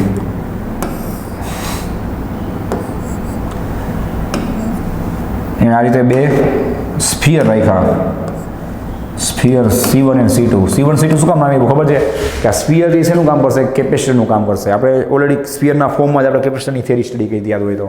અને આ જે બે બાર્સ છે રોડ્સ દેખાય એ ઇન્ડક્ટરનું કામ કરશે. ઇન્ડક્ટર મતલબ L1 અને L2નું કામ કરશે ખ્યાલ આવે છે ભાઈ.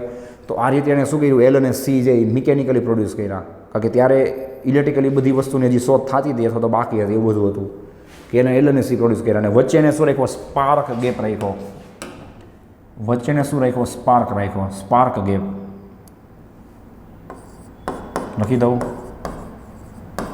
શું કામ સ્પાર્ક ગેપ રાખ્યો થોડીક બુદ્ધિ ચલાવો કે આ બેને તો મડાડી દો તો ઇલેક્ટ્રોન શું કરે આમ ફેરા રાખે. આ તો શું થઈ ગયું ઓલું ઓસ્ટેડવાળું થઈ ગયું ને કે ભાઈ વાયરમાંથી કરંટ પાસ થાય મેગ્નેટિક ફિલ્ડ પ્રોડ્યુસ થાય. વચ્ચેનો ગેપ રાખ્યો એટલે શું થશે ભાઈ ચાર્જીસ છે બરાબર છે એ વચ્ચેના ગેપમાંથી પાસ થશે એટલે ચાર્જીસ શું થશે ભાઈ એક્સલેરેટ થશે ડિસ્પ્લેસ થશે ખ્યાલ આવે છે. હવે જોજો મજા આવશે. ઉપરનો સ્ફિયર ધારો કે માઇનસ રાખ્યો ફોર એક્ઝામ્પલ ઇનિશિયલી નીચે શું હતો પ્લસ હતો. હવે થશે શું બોલો જોઈએ કે ઉપરથી એકદમ એને હાઈ વોલ્ટેજ આપ્યો ઇલેક્ટ્રોન્સ બધા શું થયા ત્યાંથી સ્પાર્ક થઈ અને પ્લસમાં ગયા એટલે શું થાય બોલો જોઈએ કે આમાંથી ઇલેક્ટ્રોન જેમ નીકળતા જાય. સાંભળજો, મજા આવશે. એક મેં જેટલું ડિસ્કસ કર્યું છે ને બહુ વિચારીને કરેલું છે કે આ એક્સપેરિમેન્ટમાં આપણે એને શું કરી શકીએ, યુઝ કરી શકીએ. ને ડિસ્કસ કરવું જ પડે તો જ આ બધું તમને સમજાય બહુ ડિટેલમાં. જો હવે એને શું બધી ભાઈ બીજો આ જેમ ઇલેક્ટ્રોન છે, આ ઇલેક્ટ્રિક નેગેટિવ ચાર્જ એ ધીમે ધીમે જેમ પોઝિટિવ ચાર્જ બાજુ જશે એમ થશે શું, વિચારો કે આ જે ઇલેક્ટ્રિક પોટેન્શિયલ છે ઉપર નેગેટિવ એ ઘટતો જાય, એ પોઝિટિવ પોટેન્શિયલ ઘટતો જાય. એટલે થાય શું કે ધીમે ધીમે નંબર ઓફ ચાર્જીસ છે એ ઓછા થતા જાય, ચાર્જ છે એ ઘટતો જાય, કન્ટિન્યુઅસલી ચાર્જ વેરી થાય ટાઈમ સાથે, એટલે કન્ટિન્યુઅસલી કરંટ વેરી થાય. અને હવે જે આપણે કહેતા હતા એ વસ્તુનું પાલન થઈ ગયું, એ વસ્તુ ઓબે થઈ ગઈ, એ વસ્તુ ફોલો થઈ ગઈ. કઈ રીતે કે ભાઈ ચાર્જ કન્ટિન્યુઅસલી સુધા સુધી ટાઈમ સાથે વેરી થવો જોઈએ. તો કન્ટિન્યુઅસલી વેરી થશે, ધીમે ધીમે નેગેટિવ ચાર્જ ઘટતો જાય. એ નેગેટિવ ચાર્જ પોઝિટિવ પાસે આવે એટલે પોઝિટિવના જેટલા નેગેટિવ ચાર્જ આવે એટલા પોઝિટિવ ચાર્જ સુધા નલિફાઈ થતા જાય. અહીંયાથી 5 ઇલેક્ટ્રોન આવ્યા તો આનો 5 પોઝિટિવ ચાર્જ સુધી નલિફાઈ થઈ ગયો. એમ કરતાં કરતાં સુધા એક ટાઈમે આ બધું ઝીરો થઈ જાય. વળી ઇન્ડક્શન કોઇલથી તમે શું કરો છો ભાઈ, કરંટની ડાયરેક્શન ચેન્જ થાય. એટલે હવે નીચે સુધા માઇનસ થાય, ઉપર સુધા પ્લસ થાય, વળી નીચેથી ચાર્જ ઉપર જાય, ઉપરથી નીચે આવે, નીચેથી ઉપર જાય. એટલે કન્ટિન્યુઅસલી શું થયું સમજાણું ભાઈ, ચાર્જ છે એ charge discharge charge discharge charge discharge charge discharge થયા કરશે, બરાબર છે. અને હવે જો મજા આવશે કઈ રીતે કામ કરે છે એ પણ.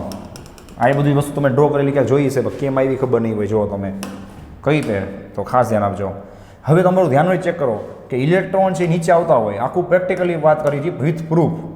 તો કરંટ ક્યાં જતો હોય, આમાં ઉપર હોય. કન્વેન્શનલી વાત કરી તો કરંટ ઉપર બાજુ હોય કે નહીં આમાં, હે.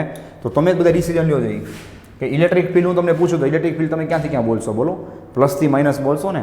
તો આપણે કોઈ પણ પોઈન્ટ ઉપર વાત કરી કે EM વેવ્સ છે એની ઇન્ટેન્સિટી કેટલી હશે, તો તમે જ કહો જોઈએ કે ઇલેક્ટ્રિક ફિલ્ડ છે આપણે ઉપર ડ્રો કરશું. વિચાર્યો શાંતિથી, કેમ વિથ પ્રૂફ વાત કરું છું, +2 માઇનસ. હા, પછી ચેન્જ થશે ને એટલે ઉપર પ્લસ હશે નીચે માઇનસ હશે, તો ઇલેક્ટ્રિક ફિલ્ડ ક્યાં મળશે, નીચે મળશે. વળી ક્યાં ઉપર મળશે, વળી ઘડીકમાં ક્યાં મળશે, નીચે. હવે જે આખો ઓલો વેવ તમે ડ્રો કરો છો ને એ ક્યાં થયું હોય ને એ બધું તમને આમાંથી ખ્યાલ આવશે. જોજો, બરાબર છે. આ બધું કન્ટિન્યુ છે, આખું કામનું છે. એક શબ્દ તમારા માટે કામનો છે, એટલે એક એક વસ્તુ તમારે સમજવી. હવે શું થશે બોલો, ઇલેક્ટ્રિક ફિલ્ડ ઉપર પ્રોડ્યુસ થયો અને ઇલેક્ટ્રિક ફિલ્ડ કન્ટિન્યુઅસલી વેરી થતો હશે. પહેલાં તમને આટલો વેક્ટર મળશે, પછી આટલો મળશે, પછી આટલો, પછી આટલો, પછી આટલો, પછી આટલો, પછી આટલો, 0. પછી ઓપોઝિટ ડાયરેક્શનમાં આટલો મળશે, આટલો, આટલો, આટલો, 0. વળી ઉપર મળશે, ઘટતો જશે, બરાબર છે. આ રીતે થતું જશે, જોવું જોઈએ. ખ્યાલ આવે છે આખું પ્રેક્ટિકલી. એટલે કે કન્ટિન્યુઅસલી છે ને ઇલેક્ટ્રિક ફિલ્ડ થતું છે, ટાઈમ સાથે વેરી થતું હશે. અને ગ્રાફિકલી આપણે વાત કરીએ તો વધશે, ઘટશે, ઘટશે, 0. ઓપોઝિટ ડાયરેક્શનમાં વધશે, ઘટશે, 0. એટલે કન્ટિન્યુઅસલી ઇલેક્ટ્રિક ફિલ્ડ ચેન્જ થાય. એટલે મેક્સવેલે પ્રૂફ કર્યું હતું એ તો પાકું જ હતું કે મેગ્નેટિક ફિલ્ડ પ્રોડ્યુસ થાય. આને ખાલી પ્રેક્ટિકલી એક્સપેરિમેન્ટલી પ્રૂફ કરવાનું હતું કે જો ભાઈ ઇલેક્ટ્રિક ફિલ્ડ ચેન્જ થયું ને એટલે મેગ્નેટિક ફિલ્ડ મળ્યું. હવે મજા આવશે. ચલો તમે રાઇટ હેન્ડ રૂલ યુઝ કરો કે મેગ્નેટિક ફિલ્ડ માટે કોને ચેક કરાય, પ્લસ માઇનસ ચેક ન કરાય. મેગ્નેટિક ફિલ્ડ માટે કોને ચેક કરાય, કરંટ ચેક કરાય. કરંટ બાજુ તમે થંબ રાખશો, યાદ કરો. એટલે આ P પાસે પહોંચે, ફિંગર આમ રાખો છે, આમ જોવો છે. P પાસે પહોંચે ત્યારે ફિંગર આમ જશે અંદર તરફ, હે. એનો મતલબ સમજાણું કાંઈ, અહીંયા તમને મેગ્નેટિક ફિલ્ડ મળશે ભાઈ અંદર તરફ. ખ્યાલ આવે છે. અને તમે જોઈ શકો છો કે ઇલેક્ટ્રિક ફિલ્ડ અને મેગ્નેટિક ફિલ્ડ બે કહેવાય, બેને પરપેન્ડિક્યુલર છે. હવે એક જ ડાયરેક્શન હોય હતી, બરાબર છે. કઈ વેલોસિટી માટે કે આ જે તમારો વેવ છે એ પ્રોપોગેટ થશે એ ક્યાં હશે બોલો. જો તમારું ઇલેક્ટ્રિક ફિલ્ડ સપોઝ વાયમાં છે, મેગ્નેટિક ફિલ્ડ ઝેડમાં છે, તો વધ્યું કોણ એક્સ. તેનો મતલબ કે પ્રોપોગેશન ક્યાં હશે,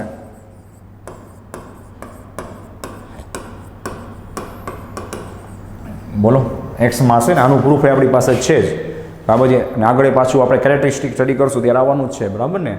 આ રીતનું તો તમે જ્યારે E ક્રોસ B કરશો, E ક્રોસ B તમે ડાયમેન્શનલી પર ચેક કરી શકો છો, બરાબર. E ક્રોસ B કરશો તો તમને જે વેલોસિટી એની V મળે છે, ખ્યાલ આવે છે. E ક્રોસ Bમાં Vના ફોર્મમાં આન્સર મળશે. એ કઈ બાજુ બતાવશે, એક્સ બતાવશે. એટલે કે આ ઝેડમાં છે, ઓલો વાયમાં છે, તો એનું પ્રોપોગેશન ક્યાં થતું હોય, એક્સમાં થતું હોય, બરાબર છે. નેક્સ્ટ તમે આ જ ફિગર ડ્રો કરી શકો. હવે ઇલેક્ટ્રિક ફિલ્ડ ઓછું થઈ ગયું, અંદર મેગ્નેટિક ફિલ્ડ છે, હજી ઇલેક્ટ્રિક ફિલ્ડ ઘટતું ગયું. ખ્યાલ આવે, હજી ઇલેક્ટ્રિક ફિલ્ડ ઘટતું ગયું. કહેવાનો મિનિંગ સમજાય કે ટાઈમ સાથે ઇલેક્ટ્રિક ફિલ્ડ કન્ટિન્યુઅસલી ચેન્જ થતું હશે. આ રીતે તમને આખો વેવ મળશે, બરાબર છે. તો આ રીતે શું કર્યા એણે, ઇલેક્ટ્રોમેગ્નેટિક વેવને પ્રોડ્યુસ કર્યા. અને આ જે ફિગર તમે ત્યાં લગી જોતા એવા છો એ કેવી રીતે આવે છે એ ખબર પડી ગઈ, રેડી છે. તો એણે શું કર્યું ભાઈ, આ 2 બાર અને 2 સ્ફિયર એટલે કે L અને C નો યુઝ કરી અને EM વેવ જનરેટ કર્યો, મિકેનિકલ આખી વસ્તુનો યુઝ કરીને. હવે આ જ વસ્તુ આપણે જનરેટ કરી હતી, સાંભળજો, મોબાઈલમાં, ટીવીમાં, રેડિયોમાં. પણ એમાં આપણે શું કરી હતી તો કે આપણે આ બધી વસ્તુ યુઝ નથી કરતા, આપણે આનો યુઝ કરી હતી. સમજાય છે ભાઈ. બાકી બેયનું કામ તો એક જ છે, રેડી. તો આ રીતે શું કહેવાય, ઇલેક્ટ્રોમેગ્નેટિક વેવ છે એને જનરેટ કર્યા કે એને પ્રોડ્યુસ કર્યા, બરાબર છે. તો ચલો આને તમે ડ્રો કરી લ્યો, પછી આપણે વાત આગળ વધારીએ. અને ચલો આના ઉપરથી આપણે આપણા EM વેવ્સ છે એને ડિફાઇન કરી જોવો જોઈએ. આપણે EM વેવ્સને ડિફાઇન કરી જેટલું મેં તમને કીધું ને એ બધું આપણે આમાં કવર કરવાની ટ્રાય કરી. બરાબર, એની ડેફિનેશનમાં સાંભળજો કે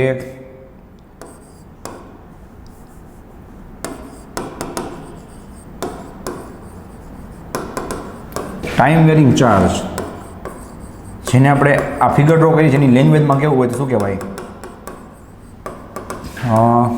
oscillating charge, time varying charge, or you can say oscillating charge. જે ચાર્જ ઓસિલેટ થાય છે, બરાબર છે,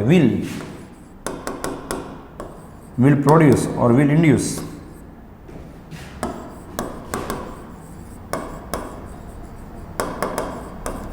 ટાઈમ વેરિંગ ઇલેક્ટ્રિક ફિલ્ડ. બરાબર ને, જે તમે જોઈ શકો છો. એન્ડ ધેટ વિલ પ્રોડ્યુસ, કોણ? ધેટ મતલબ આખું નથી લખતો. And that time varying electric field. જો ભાઈ, ટાઈમ વેરિંગ ચાર્જ કોને પ્રોડ્યુસ કરે? Time varying electric field. Time varying electric field કોની પ્રોડ્યુસ કરે? મેક્સવેલે પ્રૂવ કર્યું કે time varying magnetic field produce કરે. And that time varying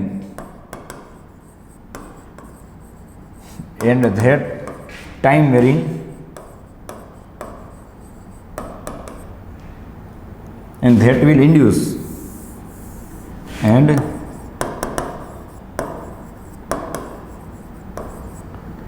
that will induce time varying magnetic field because current change થાય એટલે magnetic field change થવાનો જ છે ને ભાઈ. હજી તો મેં આમાં કરંટની વાત નથી કરી. ખરેખર આટલું લખવાનું હોય. ઓસિલેટિંગ ચાર્જ છે ટાઈમ વેરિંગ કરંટ પ્રોડ્યુસ કરે, time varying current electric field produce કરે, ટાઈમ વેરિંગ ઇલેક્ટ્રિક ફિલ્ડ છે time varying magnetic field produce કરે. And in this way and in this way EM wave will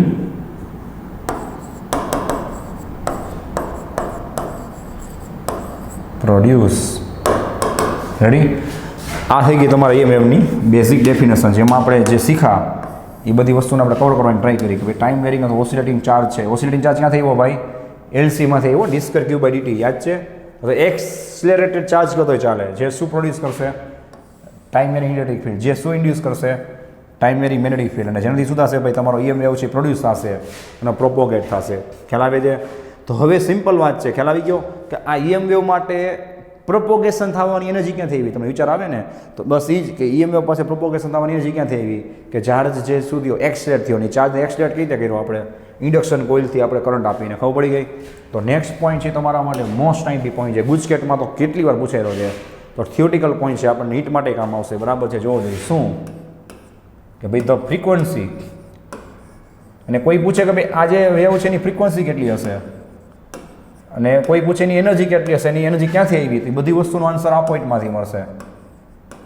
શું? તો કે ભાઈ જોવો જોઈએ the frequency and the energy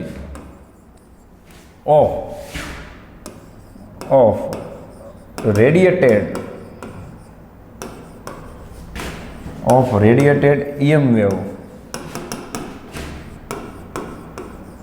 will be equal to the frequency and energy of radiated EM wave will be equal to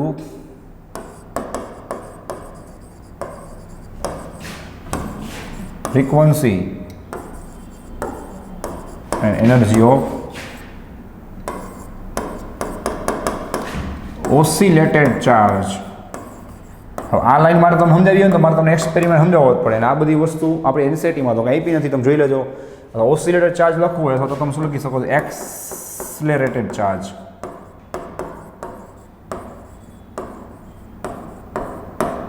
સમજાય? તો કોઈ તમને પૂછે ભાઈ કે આજે આપણે વેવ, અને એકદમ શાંતિથી વિચારવાનું જો ભાઈ કે આજે વેવ જનરેટ થાય છે, કોણ? એની ફ્રીક્વન્સી અને એની એનર્જી કોની EM વેવની કેટલી હોય? તો સિમ્પલ વાત છે ભાઈ, એને જે જનરેટ કરતો હોય એના જેટલી જ હોય ને. એને જનરેટ કોણ કરે છે? આપણો ઓસિલેટેડ ચાર્જ. તો ઓસિલેટેડ ચાર્જની જે ફ્રીક્વન્સી હોય, એટલે કે જેટલી સ્પીડમાં થાય, એક સેકન્ડમાં જેટલી વાર ચાર્જ હશે એ વેરી થતો હોય એટલી એની ફ્રીક્વન્સી હોય, એટલી ટાઈમ શું થાય? EM વેવની ફ્રીક્વન્સી મળે. ખબર પડે? અને જેટલી ઓસિલેટેડ ચાર્જની એનર્જી હોય એટલી એનર્જી કોની હોય? EM વેવની હોય. એટલી સ્પીડથી એટલી એનર્જીથી શું કરશે ભાઈ? આપણો EM વેવ છે પ્રોપોગેટ થશે. સમજાય છે કહેવાનો મતલબ? તો એને જે જનરેટ કરે છે આ એક્સલેરેટેડ ચાર્જ, એની જેટલી ફ્રીક્વન્સી એનર્જી હશે એટલી ફ્રીક્વન્સી અને એનર્જી EM વેવની હશે. તો કોઈ પૂછે કે ભાઈ EM વેવ પાસે પ્રોપોગેશન થવા માટે એનર્જી ક્યાંથી આવી? તો તમારે કહેવાની કે એક્સિલેટર ચાર્જ અથવા ઓસિલેટર ચાર્જમાંથી આવી. તો આમાં તમારા મિનિમમ 3 થી 4 MCQ બની ગયા મોસ્ટ ટાઈમ નીટ માટે જે કામ આવશે. બરાબર, ચલો આને નોટ ડાઉન કરી લો. પછી હજી બે આપણે એક્સ્ટ્રા વાત કરવાની છે જે પણ એનસીઆરટીમાંથી આપેલી. બરાબર છે, આને જોઈ લો જે તમને આગળ જતા કામ આવશે MCQsમાં. ઓકે છે, રેડી? ચલો, અને છેલ્લી વાત કરીએ આના વિશેની. બરાબર,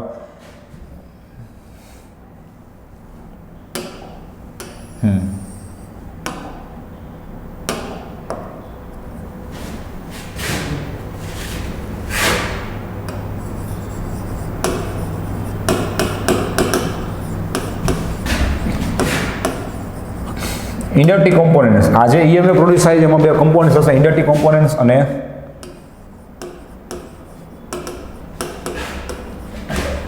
રેડિએટેડ કોમ્પોનન્ટ્સ. ચલો, આમાં 3-4 MCQ પૂછાય છે, એમાંથી ઘણા બધા ઇમ્પોર્ટન્ટ પોઈન્ટ બનશે, ધ્યાન આપજો. આપણે વિથ ડ્રોઈંગ જ વાત કરી હતી. હવે જો હમણાં એક્સપેરિમેન્ટ કરાય હોય જ કામ આવશે. આગળ સ્ટેટમેન્ટ લખ્યું એમાંય તમને એક્સપેરિમેન્ટ કામ આવશે. આજે એક્સપેરિમેન્ટ જેના ઉપરથી આપણે કીધું ને કે ચાર્જ જેટલો ઓસિલેટ કરશે એટલી ફ્રીક્વન્સી આપણા EM વેવની હશે, એ આપણે આમ લખ્યું દેખાય.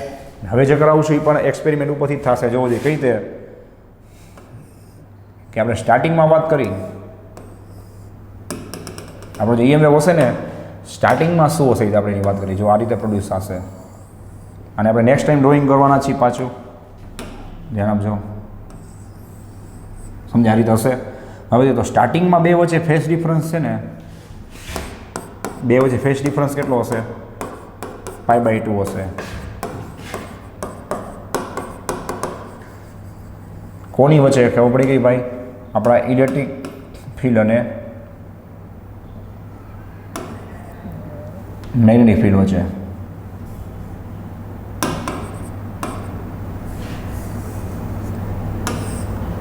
ખ્યાલ આવે છે? સ્ટાર્ટિંગમાં એટલે કે અહીંયા લખી જ દઉં છું,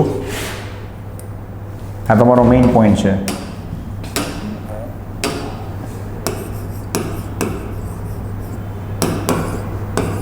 નિયર ટુ સોર્સ. સોર્સ કોણ દેખાય ને, આ સોર્સ છે. એ નજીકમાં જ્યારે EM વેવ હશે ત્યારે એની પાસે ફેઝ ડિફરન્સ π/2 હશે અને આમાં ચેન્જ આવશે ભાઈ, it will decrease with relation of 1/r3. આ તમારે બધા પોઈન્ટ યાદ રાખવાના. જો આ પોઈન્ટ એક તો પહેલાં તો આપણી અમુક બુકમાં આપેલા નહીં હોય, રેફરન્સમાં કે ટેક્સ્ટ બુકમાં, તો એમાં પ્રૂફની તો વાત જ નથી, પહેલાં તો આપ્યા જ નથી. બરાબર, અને ખાલી તમે ધ્યાનમાં રાખો તો એ ઘણું છે કે 1/r3 મુજબ શું થાય, એ ઘટતા જાય. પૂછવામાં આવે ક્યારે નજીકમાં હોય ત્યારે એવા કોમ્પોનન્ટને શું કહેવાય, તો કે ઇન્ડક્ટિવ કોમ્પોનન્ટ કહેવાય. એની આ ફિગર છે ને એની વચ્ચે ફેઝ ડિફરન્સ કેટલો હોય, તો કે π/2 હોય. આટલી ઇન્ફોર્મેશન હોય તો ઇનફ છે. અને સામેની બાજુ આપણે કોમ્પોનન્ટની વાત કરી, ઉપર લખ્યું છે સોરી રેડિએટેડ કોમ્પોનન્ટ. આ ક્યાં હશે ભાઈ, તો એટ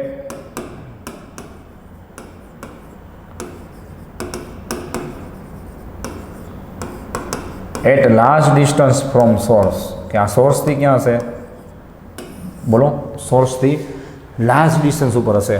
ત્યારે શું થશે સાંભળજો ખાસ. આપણે વિથ ડ્રોઈંગ વાત કરી હતી, મજા આવશે. રેડી? આપણે થોડુંક દૂર ડ્રો કરીએ, આઈડિયા આવે, ખ્યાલ આવે. આ રીતે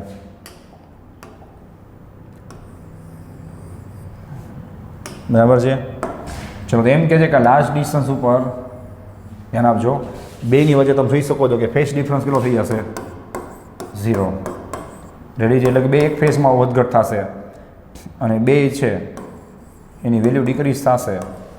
એટલે કે ઇન્ટેન્સિટી જે ડિક્રીઝ થશે કઈ રીતે થશે, એની ઇન્ટેન્સિટી છે એ 1/r મુજબ ડિક્રીઝ થશે. આ 1/r3 મુજબ. એટલે સ્ટાર્ટિંગમાં ફટાફટ ઇન્ટેન્સિટી ડિક્રીઝ થશે એની તાકાત, ને પછી ધીમે ધીમે 1/r મુજબ એ ડિક્રીઝ થતી જશે. બરાબર છે?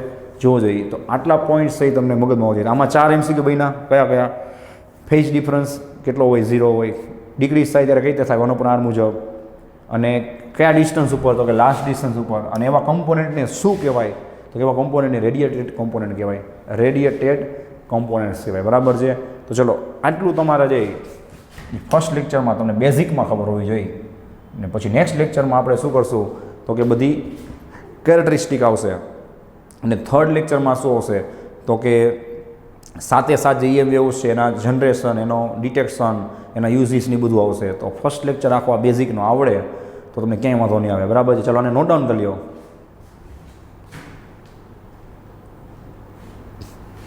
Ready?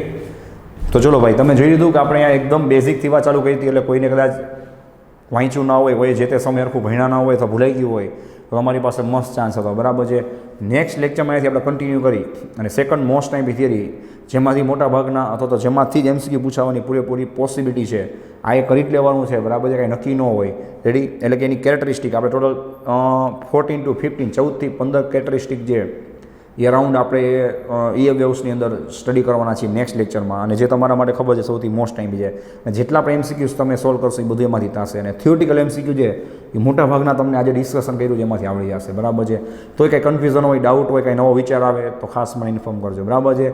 So thanks for watching this video. Take care of yourself and see you soon in the next lecture.